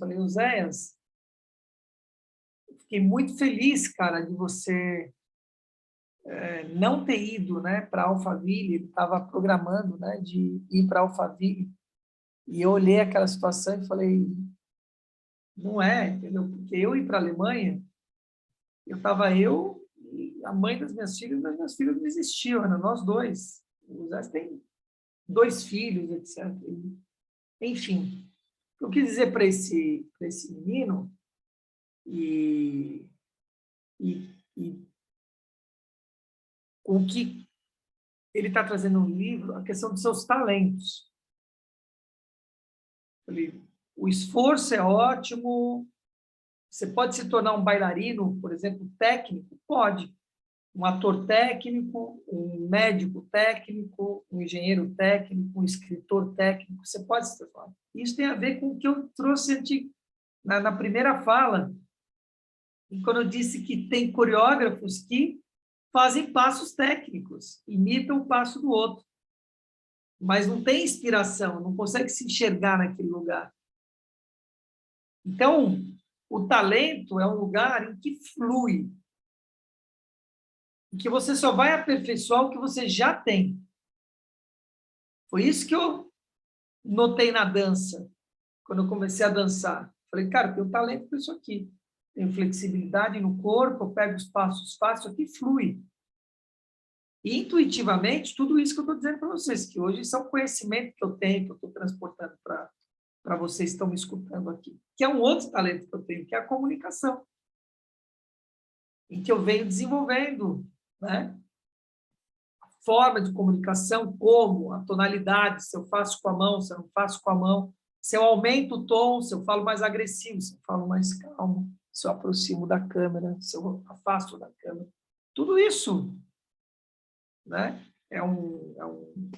É esse lugar. Você foi com sua família para a Alemanha? Só eu e a mãe das minhas filhas. Minhas filhas ainda não existiam, estavam em curso, mas não estavam. Não. Eu tinha 24 e Cristina tinha 20. Ela casou com 18, eu com 22, a gente casou. Dois meninos casando. Mas é isso, hoje nós temos uma filha de 27 e outra de 25, cara. É um sacrifício, você abre mão de coisas para que você no futuro, entendeu? Hoje eu ando com as minhas filhas, parecem minhas irmãs, cara, andando com elas, entende? Né? Então, aí, formadas, etc., está feito esse lugar. Agora é uma outra, então, trocando. É a mesma coisa da dança, né? Você abre mão durante um período desse lugar da estrutura do mundo, que você pode fazer depois. Eu tenho um primo que fez o contrário. Ele foi lá, eu sempre falo do Guto, ele foi lá, criou a agência dele de publicidade, ralou pra caramba, ganhou muita grana, se tornou milionário, uma das maiores agências, etc. Hoje ele está surfando em Bali, cara. Estava lá 2 semanas em Bali, está morando em São Diego, etc. E está vendo o que ele vai fazer da vida. Está com os filhos adolescente, né? E indo surfar com ele. Então, ele está desfrutando. Eu inverti esse lugar, estou construindo esse lugar da matéria e da prosperidade e do patrimônio agora. Mas desfrutei 30 anos da minha vida na dança, né? Só inverti a polaridade. Não, só fui eu e ela, eu tinha 24, ela tinha 20, e nós vendemos tudo, fechamos apartamento, brechó, vendemos tudo, e eu falei, cara, eu só volto de lá depois que eu cumprir o que tiver que cumprir. Lavo latrina, sei lá o que eu vou fazer da vida lá, porque não era essa facilidade que nós temos hoje de internet, que a gente sabe o que está do lado de lá. Não tinha isso, cara. Eu fui para a Alemanha no desconhecido, sabendo de amigos que já tinham ido para lá e que lá era um lugar onde a dança funcionava. Era essa informação que eu tinha. Se lançar o desconhecido. Hoje você tem tudo, cara. Você vê tudo aí na internet. É outro mundo, outro lugar. Então, o que eu quero trazer aqui é que o que você faz, não importa o que você for fazer, tem que estar conectado ao seu talento, à sua virtude. E qual é a base disso? A fluidez, em que você flua, que você se inspire, que você faça aquilo natural e que tudo que você aprende, do que a humanidade aprendeu naquela profissão, é só um lugar em que vai te fazer crescer mais nesse lugar. Por isso que eu disse, me perguntaram o que era liderança, a minha live no Move do 459 foi sobre liderança. Me perguntaram o que é, né, você ser um líder. É você extrair o melhor da pessoa. Se a gente olha as práticas integrativas aqui, que foi um movimento que a gente fez antes de tudo isso daqui que nasceu aqui na internet, eu, Lúcia Solange, Elaine e Léo participava desse lugar, né? Qual foi o primeiro movimento que eu fiz com vocês? Extrair aquilo que vocês tinham como talento natural. Esse foi o primeiro movimento, né, que eu fiz. O que você tem de habilidades aí? Deixa eu ver como é que está. Beleza, eu acho que é esse lugar. Então, vamos testar. Prepara um lugar e você vai fazer isso com a gente. Nós fizemos isso durante 2 semanas. Testamos entre a gente para ver como é que isso funcionava. Como é que eu olhando e falando, opa, tem talento aí. Na função de diretor, de líder, de transferir essa liderança para cada um. Né? E teve uns que perceberam e vieram junto, tem outros que ficaram naquele lugar limitado. Ao invés de se jogar, ficaram no lugar limitado. Executando só aquilo. Por exemplo, Rita de Cássia é uma que também estava com a história da terapia dos olhos e da yoga, que está até hoje dando a terapia dos olhos. Eu fui dirigindo ela com calma, com tranquilidade. Menos aqui, Rita, dá atenção nisso daqui, tira, isso daqui é ego seu, isso aqui é você que está querendo, não tem nada a ver com o que está fazendo, é você que quer trazer isso. Isso pouco importa o que você quer estar trazendo. O que importa é que a gente precisa jorrar para esse lugar, fui lapidando o local, tá, menos ali, mais aqui, aproxima a câmera, arruma, ajusta isso, ajusta aquilo, pronto. Né? Então, esse lugar do talento natural, de você trazer aquilo que é natural, não aquilo que você deseja, aulas do Zoom, né? Não aquilo que você deseja. O seu desejo é ego puro, cara. Você tem que estar jorrando no lugar em que flui. Esse é o lugar que você vai ver que a coisa funciona. Tá bom? Só queria trazer esse pequeno adendo, que foi grande adendo. Vamos lá.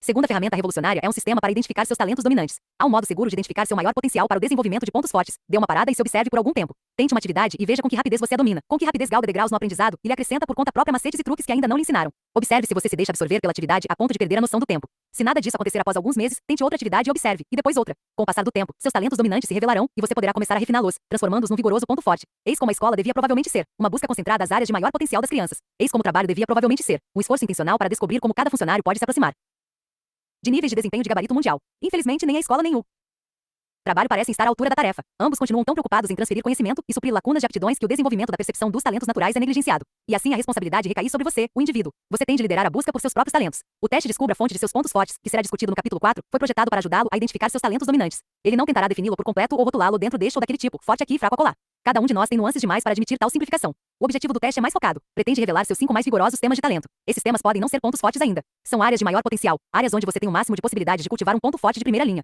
O teste acenderá um holofote sobre elas. Transformar isso em desempenho caberá a você. 3. A terceira ferramenta revolucionária é uma linguagem comum para descrever seus talentos. Precisamos de uma nova linguagem para ajudar a explicar os pontos fortes que vemos em nós mesmos e nos outros. Essa linguagem deve ser precisa, deve ser capaz de descrever os modos sutis pelos quais uma pessoa difere da outra. Deve ser positiva, tem de nos ajudar a explicar a força, não a fragilidade. E deve ser comum, tem de ser uma linguagem em que todos nós sejamos fluentes para que, independentemente de quem somos ou de onde viemos, saibamos exatamente onde pretende chegar alguém que diz: Marcos encarna o comando ou Dom revela a realização.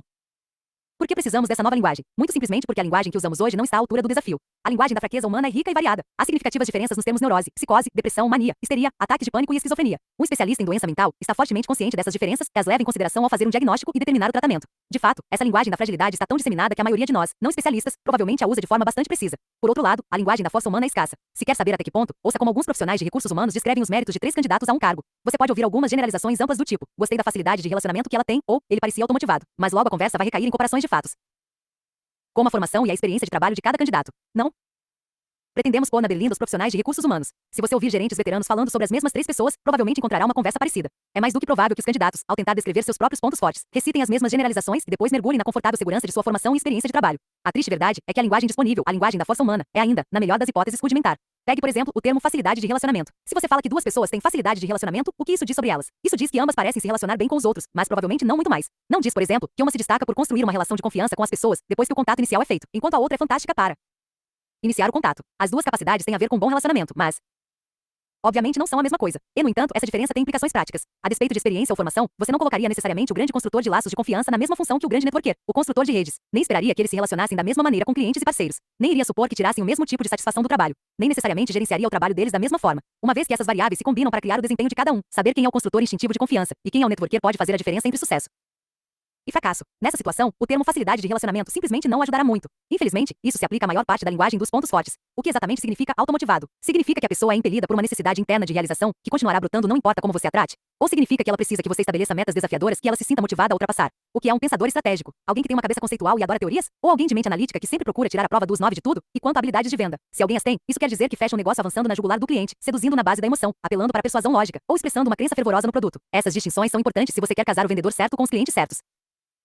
É possível que você saiba exatamente o que está querendo dizer com habilidade de venda, pensamento estratégico, facilidade de relacionamento e automotivado. Mas, e as pessoas ao seu redor? Elas podem usar as mesmas palavras com sentidos muito diferentes. Esse é o pior tipo de falha na comunicação. Você termina a conversa certo de que os dois lados estão na mesma página, quando, na verdade, não estão sequer falando a mesma língua. E por alguma estranha razão, quando temos de fato uma palavra precisa, a que chegamos de comum acordo, para designar um forte padrão de comportamento, a palavra que usamos tem frequentemente uma conotação negativa. Estão lembrados de Pandi, a secretária de Saúde e Serviços Sociais que não podia esperar para agir? Ela é impaciente ou impulsiva. Pessoas que reivindicam excelência são egocêntricas. Pessoas previdentes que estão sempre perguntando e se são negativas. Seja qual for o seu modo de olhar a coisa, não temos uma linguagem suficientemente fértil para descrever a riqueza de talento humano que vemos ao nosso redor.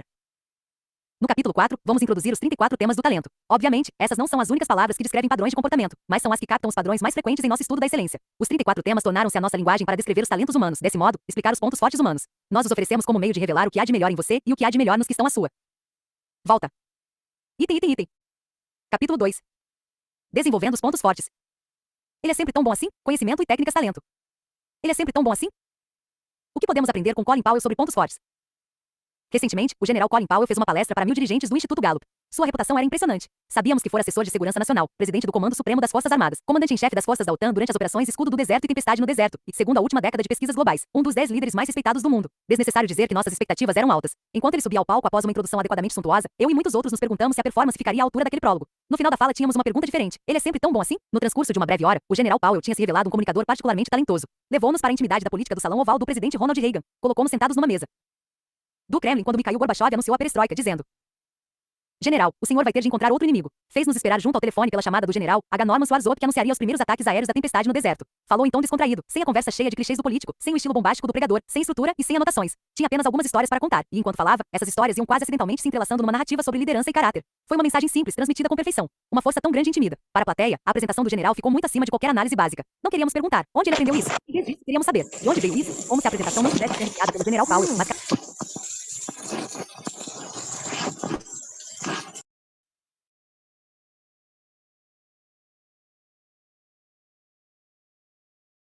Aproveita para dar uma mas canalizada pausa. através dele. Peraí.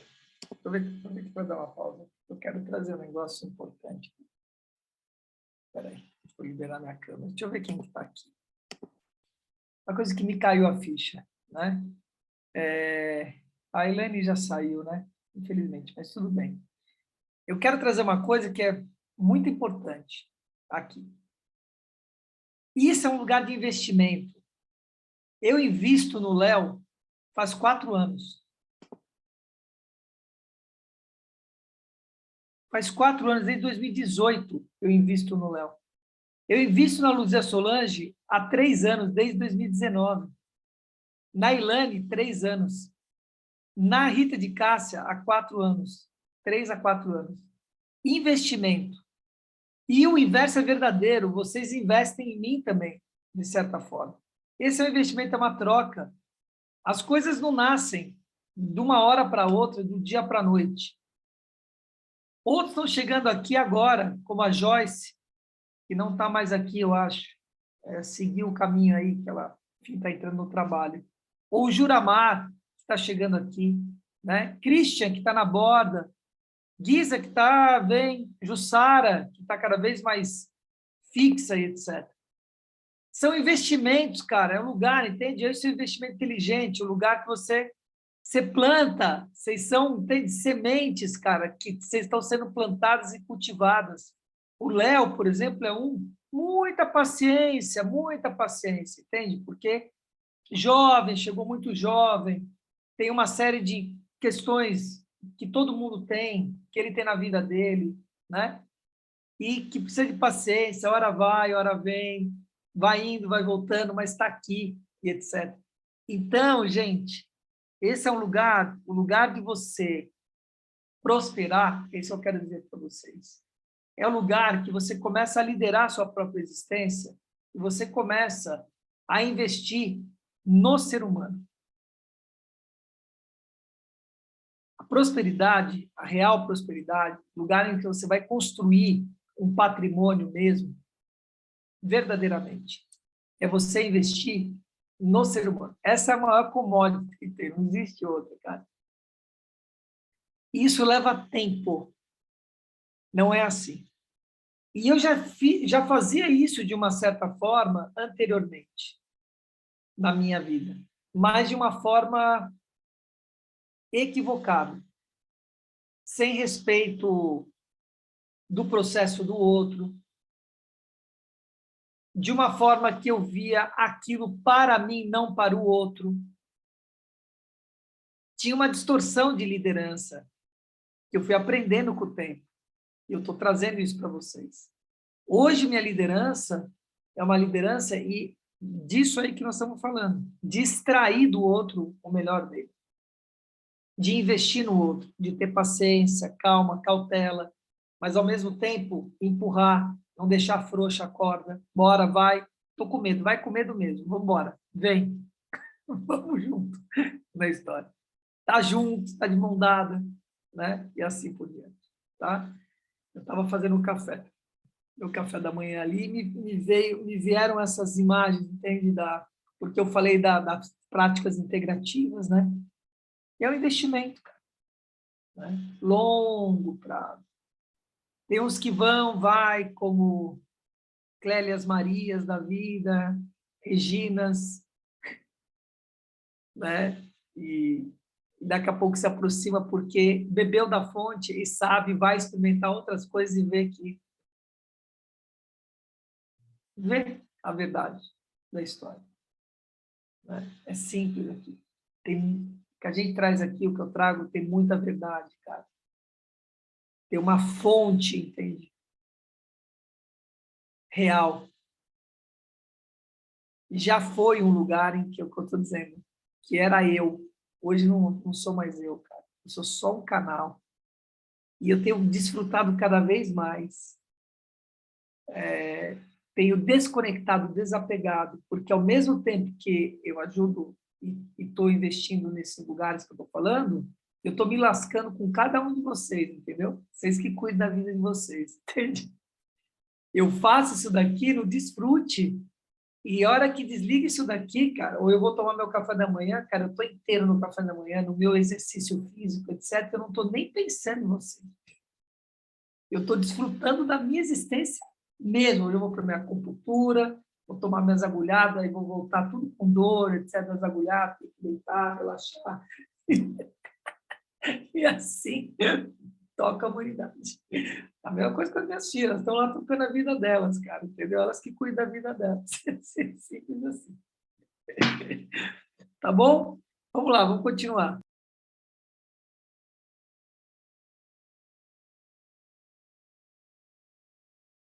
Através dele, impecável e sublime. Todas as energias vitais têm essa qualidade. Para alguns momentos na frente de um Monet, e o quadro parece completo como um círculo. Você não imagina um começo excitante, um montão de riscos desajeitados se cruzando no meio e...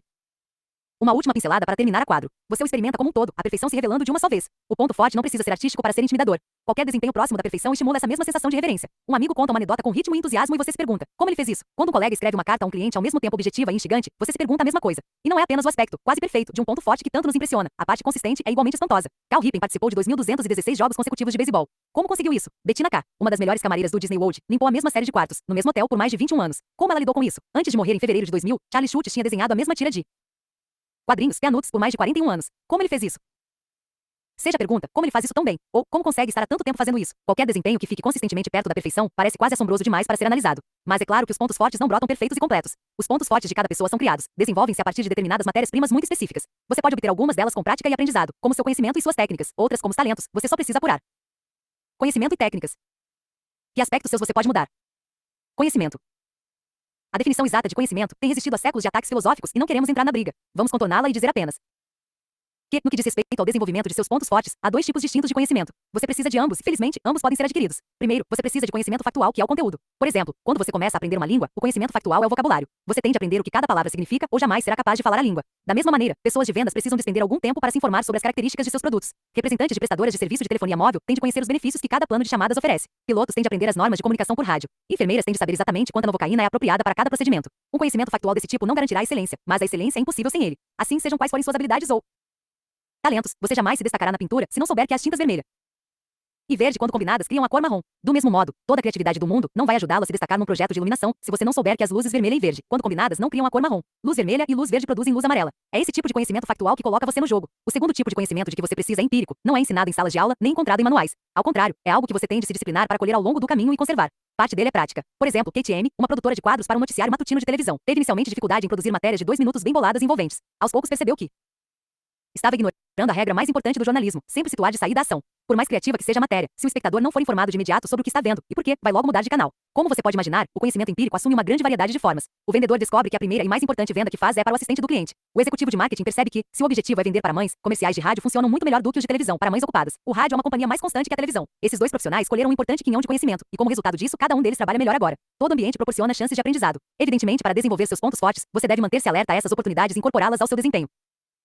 Parte do conhecimento empírico é mais conceitual. Pegue os exemplos mais óbvios, seus valores e sua consciência. Ambos precisam ser refinados se você está disposto a desenvolver seus pontos fortes, e, de novo, ambos podem ser desenvolvidos com o tempo. De fato, quando dizemos fulano mudou, com frequência não pretendemos realmente dizer que o fundamental de sua personalidade tenha se modificado, mas que seu sistema de valores se alterou ou que ele já não se sente assim tão à vontade a respeito de quem é. Charles Colson, assessor especial do presidente Richard Nixon, foi posto na cadeia porque sua excessiva lealdade o levou a cometer crimes para proteger o presidente. Hoje ele é um cristão renascido. Ele mudou? Aqui está a resposta de Winifred Gallagher em seu livro Dash the Way You Are, exatamente como você é. Charles Colson teria espancado a própria avó até a morte quando estava com Nixon, mas depois nasceu de novo. Provavelmente sempre teve um temperamento muito veemente, muito emocional, mas agora tem diferentes inimigos e amigos. Sua natureza não se alterou, ele apenas está fazendo algo diferente com todo esse ardor. O modo de uma pessoa se engajar na vida pode não se alterar muito, mas o foco da pessoa sim. Para onde quer que olhemos, podemos ver exemplos de gente que mudou seu foco mudando seus valores. A conversão religiosa de Saulo no caminho para Damasco. Os trabalhos de caridade de John Profumo, ministro do gabinete britânico caído em desgraça, e do especulador financeiro americano Michael Milken, o rei das junk bonds. O ativismo pelos direitos dos animais do famigerado roqueiro Ozzy Osbourne. O remorso de Albert Speer, arquiteto de Hitler, e talvez o exemplo mais impressionante, as valentes transformações operadas por milhões de membros dos Alcoólicos Anônimos. Esses exemplos são edificantes no sentido de que oferecem a cada um de nós a esperança da redenção.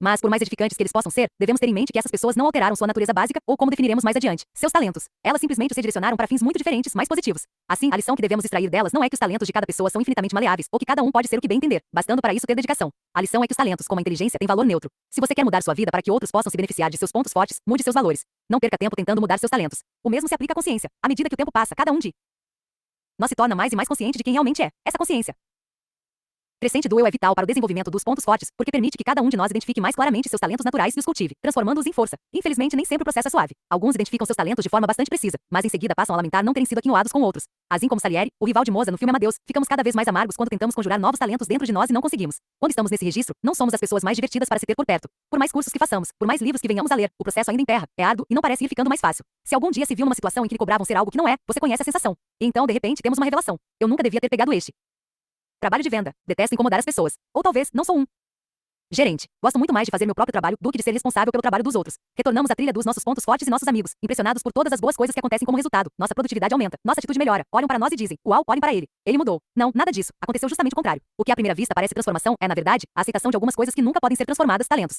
Não mudamos. Simplesmente aceitamos nossos talentos e reordenamos nossas vidas em torno deles. Nós nos tornamos 1, 2, 3. 1, 2, 3. Mais conscientes. Para desenvolver seus pontos fortes, você vai precisar fazer o mesmo. Técnicas. As técnicas trazem estrutura ao conhecimento empírico. O que significa isso? Significa que, seja qual for a atividade, em algum momento uma pessoa inteligente vai parar e formalizar todo o conhecimento acumulado numa sequência de passos que, seguidos, levarão ao desempenho. Não necessariamente um grande desempenho, mas um desempenho pelo menos aceitável. Para ilustrar, voltemos por um momento ao General Powell. Após estudar o General Powell e outros comunicadores, essa pessoa inteligente vai perceber que grandes oradores parecem sempre começar explicando à plateia o que vão dizer. Depois passam a fazer exatamente isso. Por fim, concluem rememorando com a plateia o que eles acabaram de ouvir. Essa sequência representa a técnica mais básica do falar em público. Comece sempre dizendo às pessoas o que você vai falar a elas. Fale a elas. Diga a elas o que você falou a elas. Siga essa sequência de passos e você falará melhor em público. Se nossa pessoa inteligente estudar mais um pouco, logo perceberá que o General Powell, como outros grandes oradores, não estava falando de improviso. Pelo contrário, sabia exatamente que histórias ia contar, e mais do que provavelmente tinha ensaiado essas histórias em voz alta para si mesmo, jogando com as palavras, a ênfase e o ritmo. Nossa pessoa inteligente poderá então formalizar essa descoberta na segunda técnica da fala em público. Anote qualquer história, fato ou exemplo que encontre eco dentro de você. Pratique em voz alta. Ouça a si mesmo pronunciando as palavras. Essas histórias vão se tornar suas contas como contas de um colar. 4. 5. Só o que você tem a fazer quando dá uma palestra é enfileirar as contas na ordem apropriada, e sua apresentação parecerá tão natural quanto uma conversa. Use pequenos cartões de arquivo ou um fichário para continuar adicionando novas contas ao seu colar.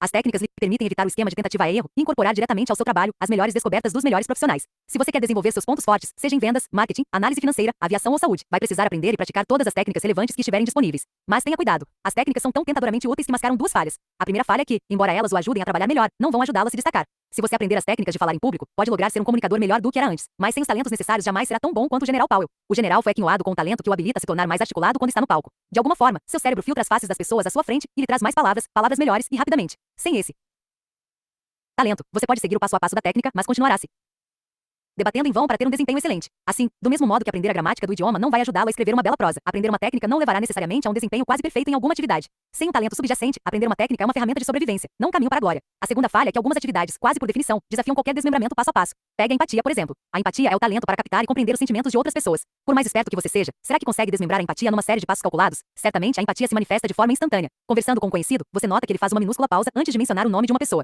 Instintivamente, você percebe que ele fez a mesma pausa toda vez que ia mencionar o nome da pessoa. Você lhe pergunta sobre essa pessoa e, ao responder, ele parece um tanto expansivo demais. Há alguma coisa na voz dele. Está um decibel acima, um tom além do positivo. E nesse momento seu cérebro lhe dá a explicação. Seu interlocutor está profundamente chateado com aquela pessoa. Assim, a verdadeira empatia, imediata, instantânea, instintiva. Quando você pensa no assunto, a verdadeira assertividade também é assim. E o verdadeiro pensamento estratégico. E a verdadeira criatividade. Por mais inteligente, por mais bem-intencionado que seja o observador, ele não será capaz de desmembrar tais atividades em passos predefinidos. Na realidade, como você talvez já tenha tido ocasião de perceber, os esforços nesse sentido podem na realidade acabar por confundi-lo. Eis o que realmente conta quando se trata de técnicas. Elas existem para tornar os segredos dos melhores facilmente transferíveis. Se você aprende uma técnica, ela vai ajudá-lo a ficar um pouco melhor, mas não compensará a falta de talento. Pelo contrário, à medida que você desenvolve seus pontos fortes, as técnicas se revelam mais valiosas quando aparecem combinadas com o talento genuíno.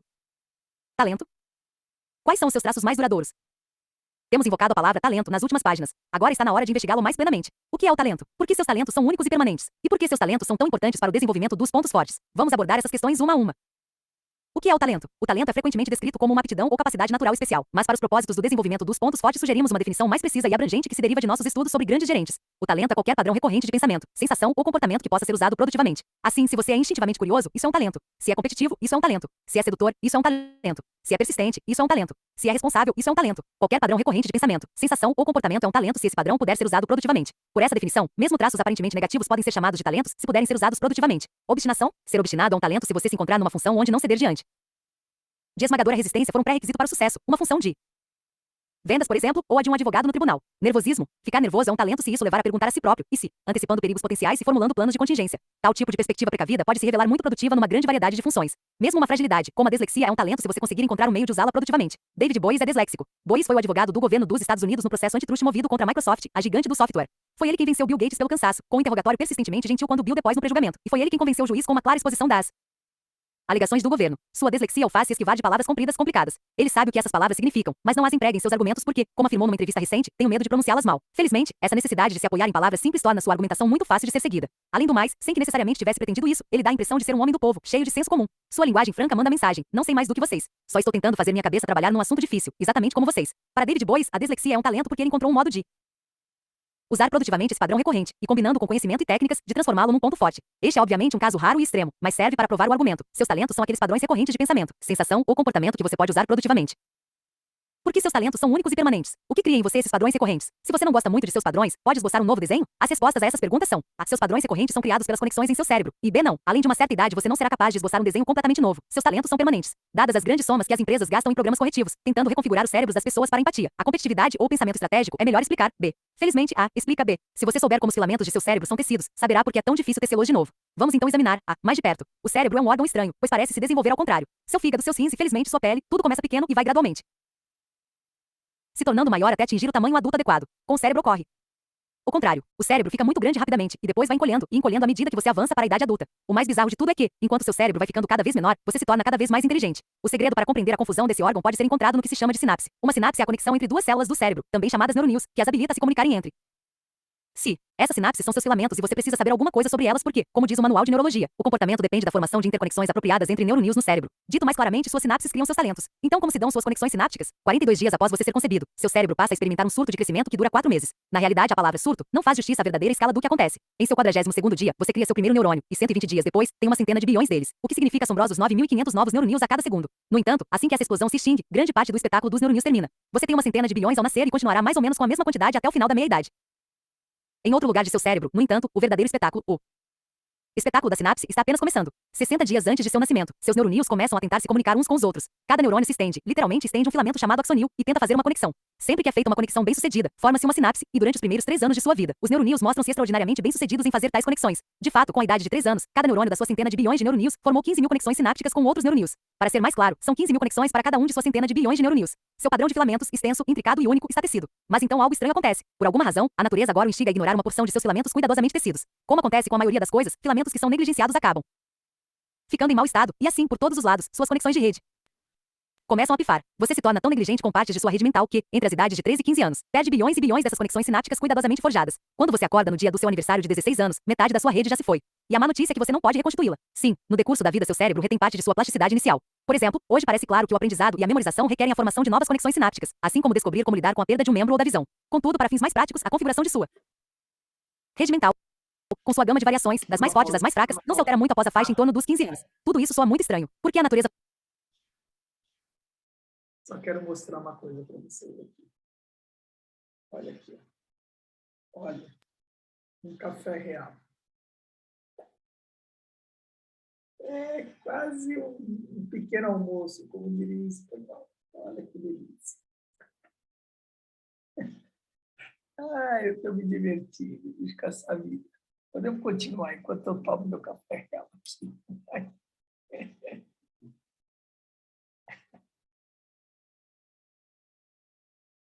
Cafezinho.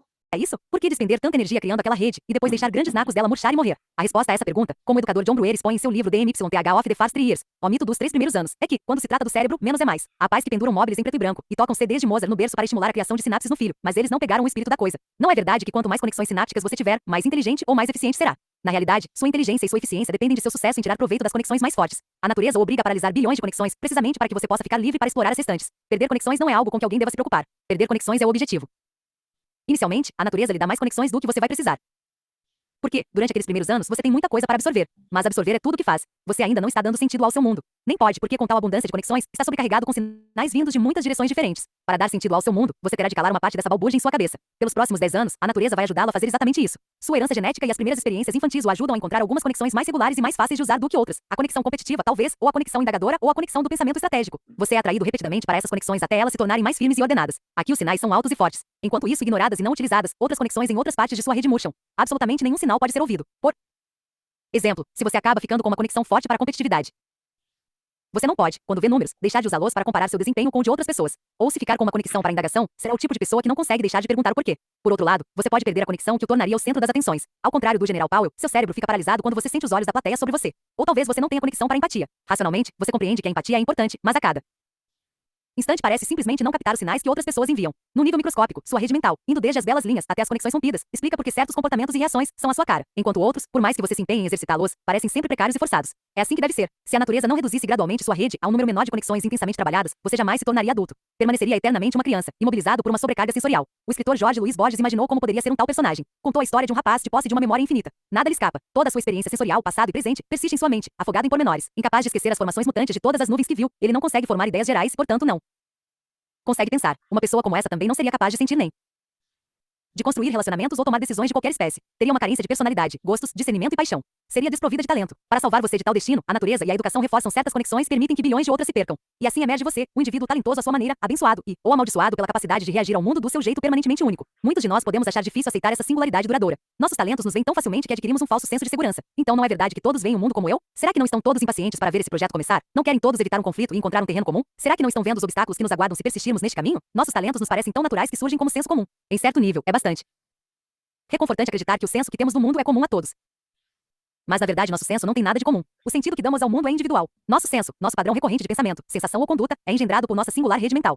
Essa rede serve como filtro, recortando e classificando o mundo que encontramos, levando-nos a nos concentrar em certos estímulos enquanto outros nos escapam por completo. Para ilustrar isso, imagine que você está sentado à mesa para jantar com 5 conhecidos num de seus restaurantes favoritos. Vamos supor que, como você é abençoado pelo talento da empatia. Em situações como essa, seu filtro mental faz você se interessar pelo bem-estar deles naquela noite. Você sorri para cada pessoa, faz algumas perguntas e começa instintivamente a sintonizar a frequência dela para recolher os sinais emocionais que ela emana. E quando você olha em volta da mesa, é tentador, e para ser franco, mais fácil, presumir que basicamente os mesmos pensamentos estão passando pela mente de cada um. Mas é claro que não estão. Um de seus parceiros se desculpou por ter chegado atrasado e está se perguntando se devia se oferecer para pagar o jantar a título de compensação.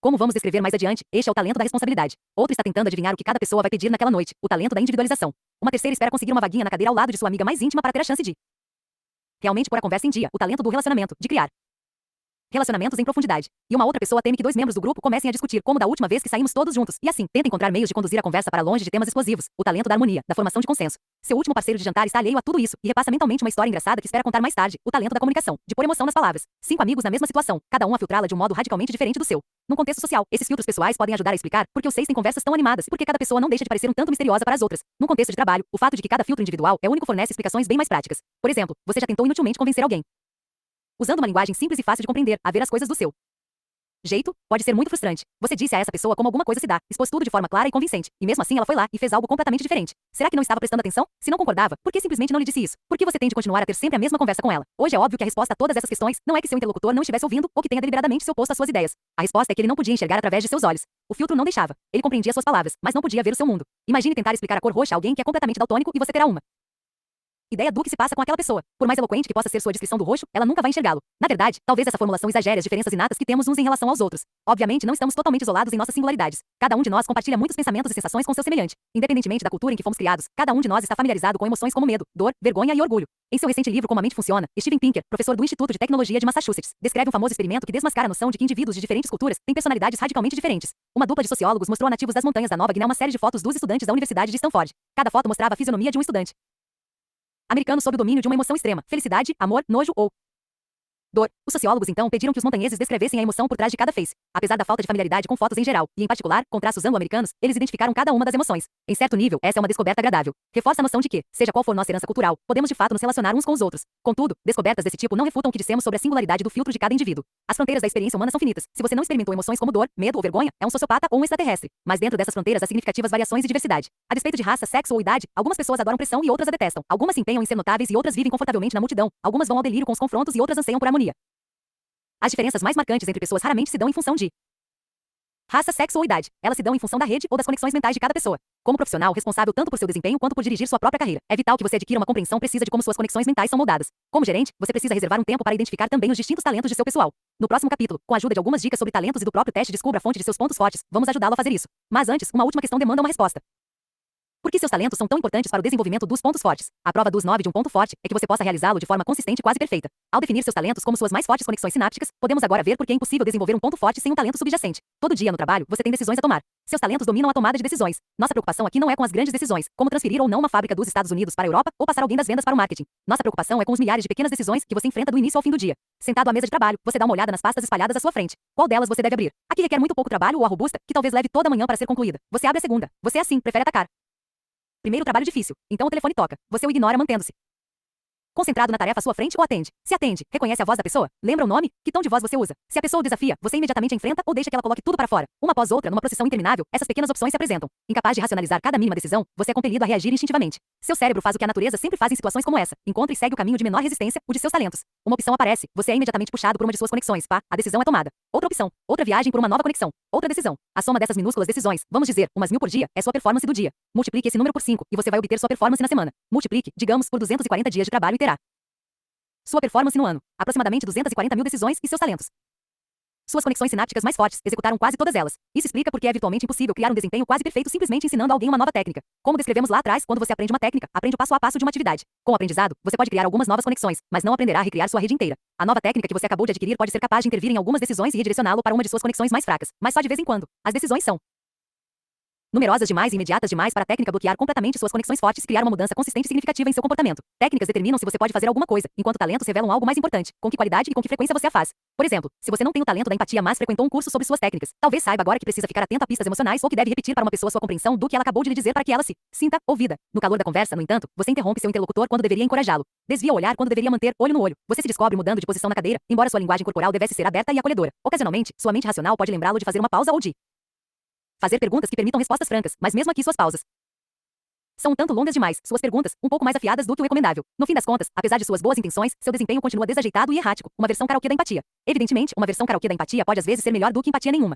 Se você é tão desatento às sensações das outras pessoas que se alheia de todos à sua volta, um lembrete para dar uma pausa ou fazer de vez em quando uma pergunta que permita a resposta franca pode ser exatamente a ajuda de que você precisa. Não se trata de dizer que você deve sempre renunciar a essa correção de fraquezas. A questão é que você deve ver isso pelo que é: controle de danos, não desenvolvimento. E como mencionamos lá atrás, o controle de danos pode evitar o fracasso, mas nunca o fará chegar à excelência. Algumas pessoas desafiam a noção de que após os 16 anos de idade a rede mental está relativamente estabelecida, chamando atenção para o crescimento sináptico em ratos adultos superestimulados e em seres humanos adultos amputados, elas sugerem que, com suficiente repetição, o treinamento de fato reconfigura o cérebro. Superficialmente, elas têm razão. Ratos adultos colocados no excitante mundo cheio de labirintos, tarefas e jogos produzem mesmo mais sinapses do que seus irmãos entediados em gaiolas vazias. Do mesmo modo, o humano adulto que teve um membro amputado parece mesmo passar por alguma reconfiguração mental à medida que seu cérebro tenta restaurar o equilíbrio. As implicações dessas descobertas, no entanto, são levadas longe demais quando se afirma que você devia tentar ativamente reprojetar seu cérebro através do treinamento e da repetição. Sem um talento subjacente, o treinamento não criará um ponto forte. Além disso, a repetição, numa tentativa de moldar novas conexões, não passa de um modo ineficiente de aprender. Como John Brewer descreve em The MYTH of the Fast 3 Years, a natureza desenvolveu 3 modos para você aprender quando adulto. Continuar a reforçar suas conexões sinápticas existentes, como acontece quando você aperfeiçoa um talento usando técnicas apropriadas e conhecimento. Continuar perdendo o maior número de suas conexões irrelevantes, como também acontece quando você se concentra em seus talentos e permite que outras conexões se deteriorem ou desenvolver algumas conexões sinápticas a mais. O menos eficiente dos 3 é o último, porque seu corpo tem de despender somas de energia relativamente grandes para criar a infraestrutura biológica, vasos sanguíneos, proteínas alfa-integrem, e assim por diante dessas novas conexões. Finalmente, o risco do treinamento repetitivo sem talento subjacente é que você fique saturado antes de obter qualquer melhora. Melhorar em alguma atividade requer persistência. Para resistir à tentação de relaxar, você precisa de combustível. Necessita de um meio de tirar energia do processo de melhoria para poder continuar melhorando. Infelizmente, quando você repetidamente tenta remendar uma conexão quebrada, ocorre o oposto. A sua energia é drenada. Por mais que o treinamento tenha sido bem concebido, seus movimentos continuam convulsos e desconexos. Você pratica sem parar, mas a coisa continua parecendo artificial e insatisfatória. E, como não há reforço psíquico, é sempre difícil se decidir a tentar de novo. Remendar uma conexão rompida pode rapidamente se transformar numa tarefa alienante e ingrata. A maioria das organizações, com sua pesada ênfase em consertar pontos fracos, ignora o quanto isso pode ser ineficaz. E, ironicamente, progressos recentes em técnicas de treinamento só têm agravado a situação. Hoje, as mais avançadas técnicas de treinamento sugerem que aprender não é um evento, mas um processo, e assim a ênfase recai no suporte que é fornecido aos participantes após o curso de aperfeiçoamento. Essa abordagem é proveitosa desde que os participantes possuam o necessário talento. Se, contudo, não o possuem, tal tipo de treinamento vai inevitavelmente produzir reação oposta à pretendida. Em vez de criar melhoras duradouras nas pessoas, vai extenuá-las. Imagine um funcionário que se esforça para pensar estrategicamente. Ele é encorajado pela empresa a frequentar seu mais avançado programa de capacitação estratégica. Então, depois que o curso termina, designam alguém para acompanhá-lo por 2 meses. Esse treinador o observa em reuniões,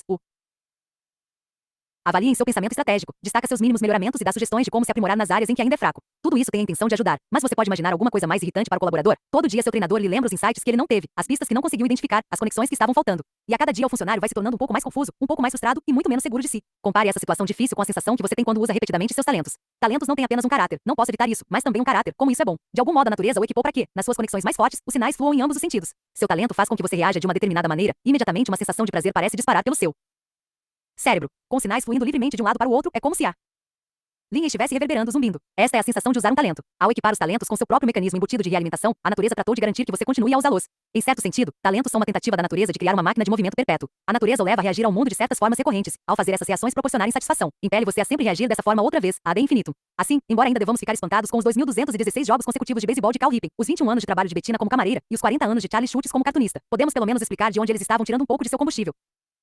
Bastante coisa para tirar aí. Bastante coisa. Mas o resumo da ópera é: observe seus talentos. Aquilo que você tem ou não talento, né? Nato para aquele lugar.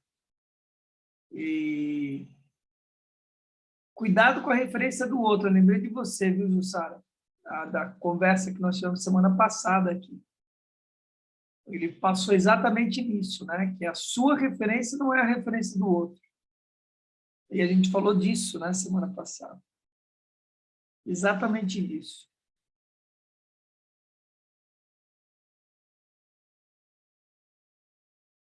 Alguma consideração final, Luzia Solange? Sobre o que ele falou também, do cérebro que nasce expandindo até os 10 anos, mas vai diminuindo. Você achava que quanto mais...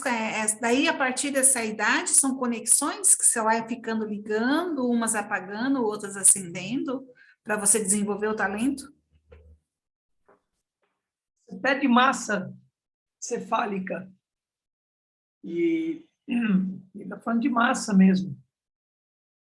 O tamanho do cérebro de um idoso, se eu não me engano, é menos da metade de um...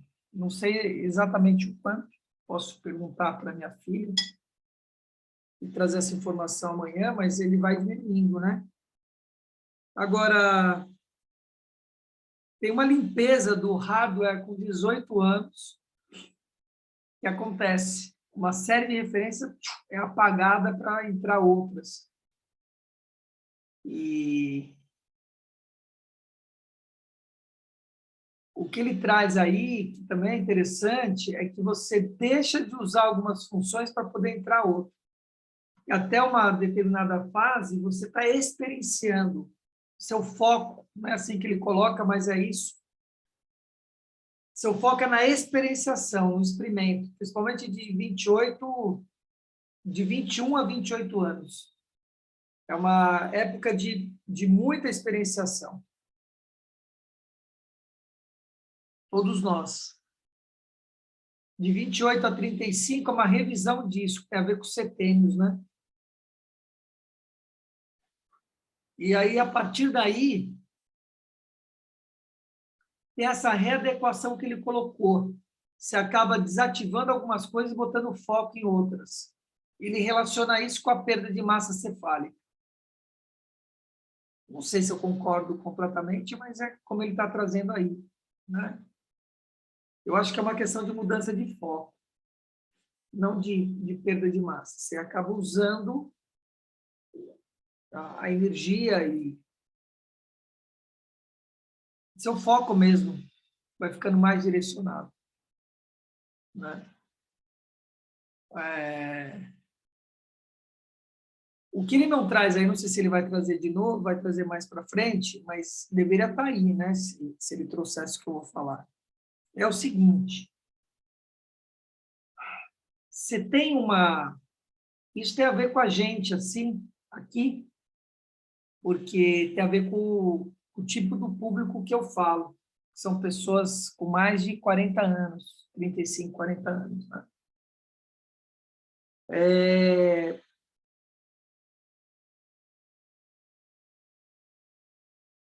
Até 35 anos, a nossa atividade é muito visceral. Homem e mulher. E corporal mesmo, atividade, energia. Vai ficar grávida nessa idade, hoje um pouquinho, está ficando um pouquinho depois, mas já sofre com isso. Então, naturalmente, até 35 anos é o lugar que está a energia power. Ela vai descendo essa energia, que tem a ver com essa questão da massa que ele falou. Níveis de DHEA, por exemplo. Eu estou comprando novas doses de DHEA, que é um hormônio que cai naturalmente, mais na mulher do que para o homem, mas ele cai. Eu faço reposição de DHEA, e eu aconselho todos, mas com orientação. Então, a pele muda a textura a partir dos 35, 40 anos, né? É uma série de mudanças, mas o fato é o seguinte, que por volta dos 40 e 42 anos, há uma convocação a você, nesses talentos que nós estamos falando, de você assumir um protagonismo espiritual, de propósito, sentido e propósito, sair dessa coisa visceral e ir para uma coisa mais de propósito, aos 42 anos. A pessoa assume isso ou não, em fazer esse movimento. Se ela não faz isso, ela vai estagnar espiritualmente. Pode olhar.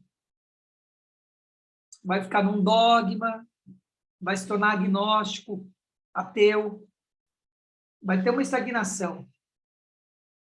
Por quê? Porque a potência física acabou. Começa um declínio de potência física. E, em compensação, a potência espiritual deveria elevar, que é o que ele traz no livro. Só que a pessoa ali, ela tem que decidir o que ela vai fazer da vida. Eu vou assumir esse protagonismo e vou elevar espiritualmente com tudo que eu criei como potência física ou não? Se ela não faz isso, ela vai passar 2 ciclos, 14 anos. E vai ter uma nova oportunidade com 56 anos, que tem a ver com o segundo ciclo de Saturno também. O primeiro ciclo com 28 anos, ele dá uma volta inteira com 28 anos. Ele vai voltar à posição de quando você nasceu, com 28 anos. Depois, com 56 anos, tem uma segunda volta.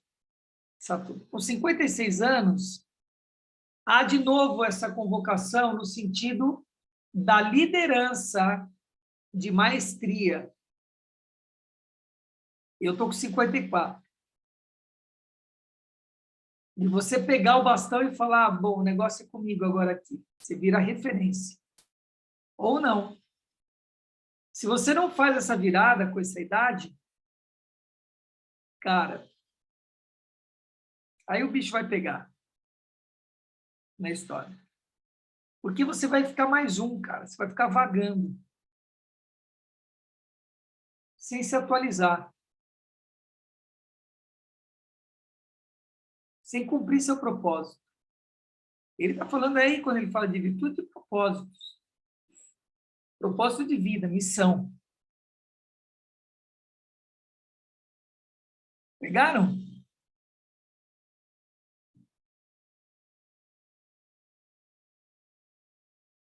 Isso é muito profundo.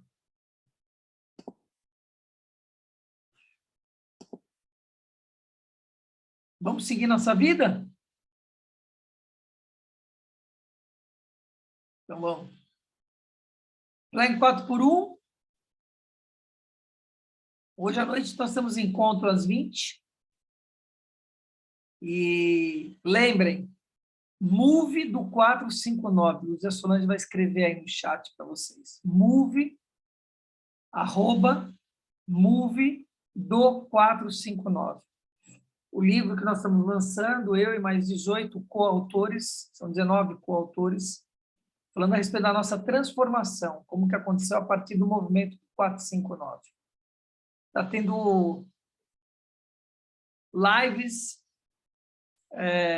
no Instagram, nesse link, hoje às 20, depois vai passar agora ao meio-dia. A partir de amanhã vai ser meio-dia, essas lives.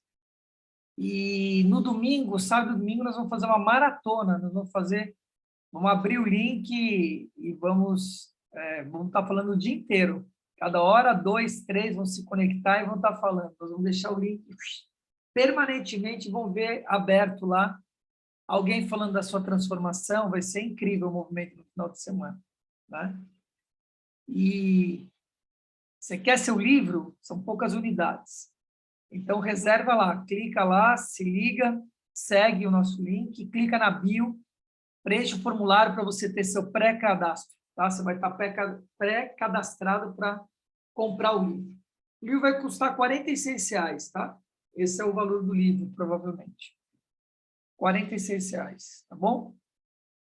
R$46,90, provavelmente vai ser esse valor. Então é isso, amados. Então, a gente se vê amanhã de manhã ou no Play, tá? Beijo, lindo dia, sintam a bênção que já é o dia, tá bom? Tchau, valeu.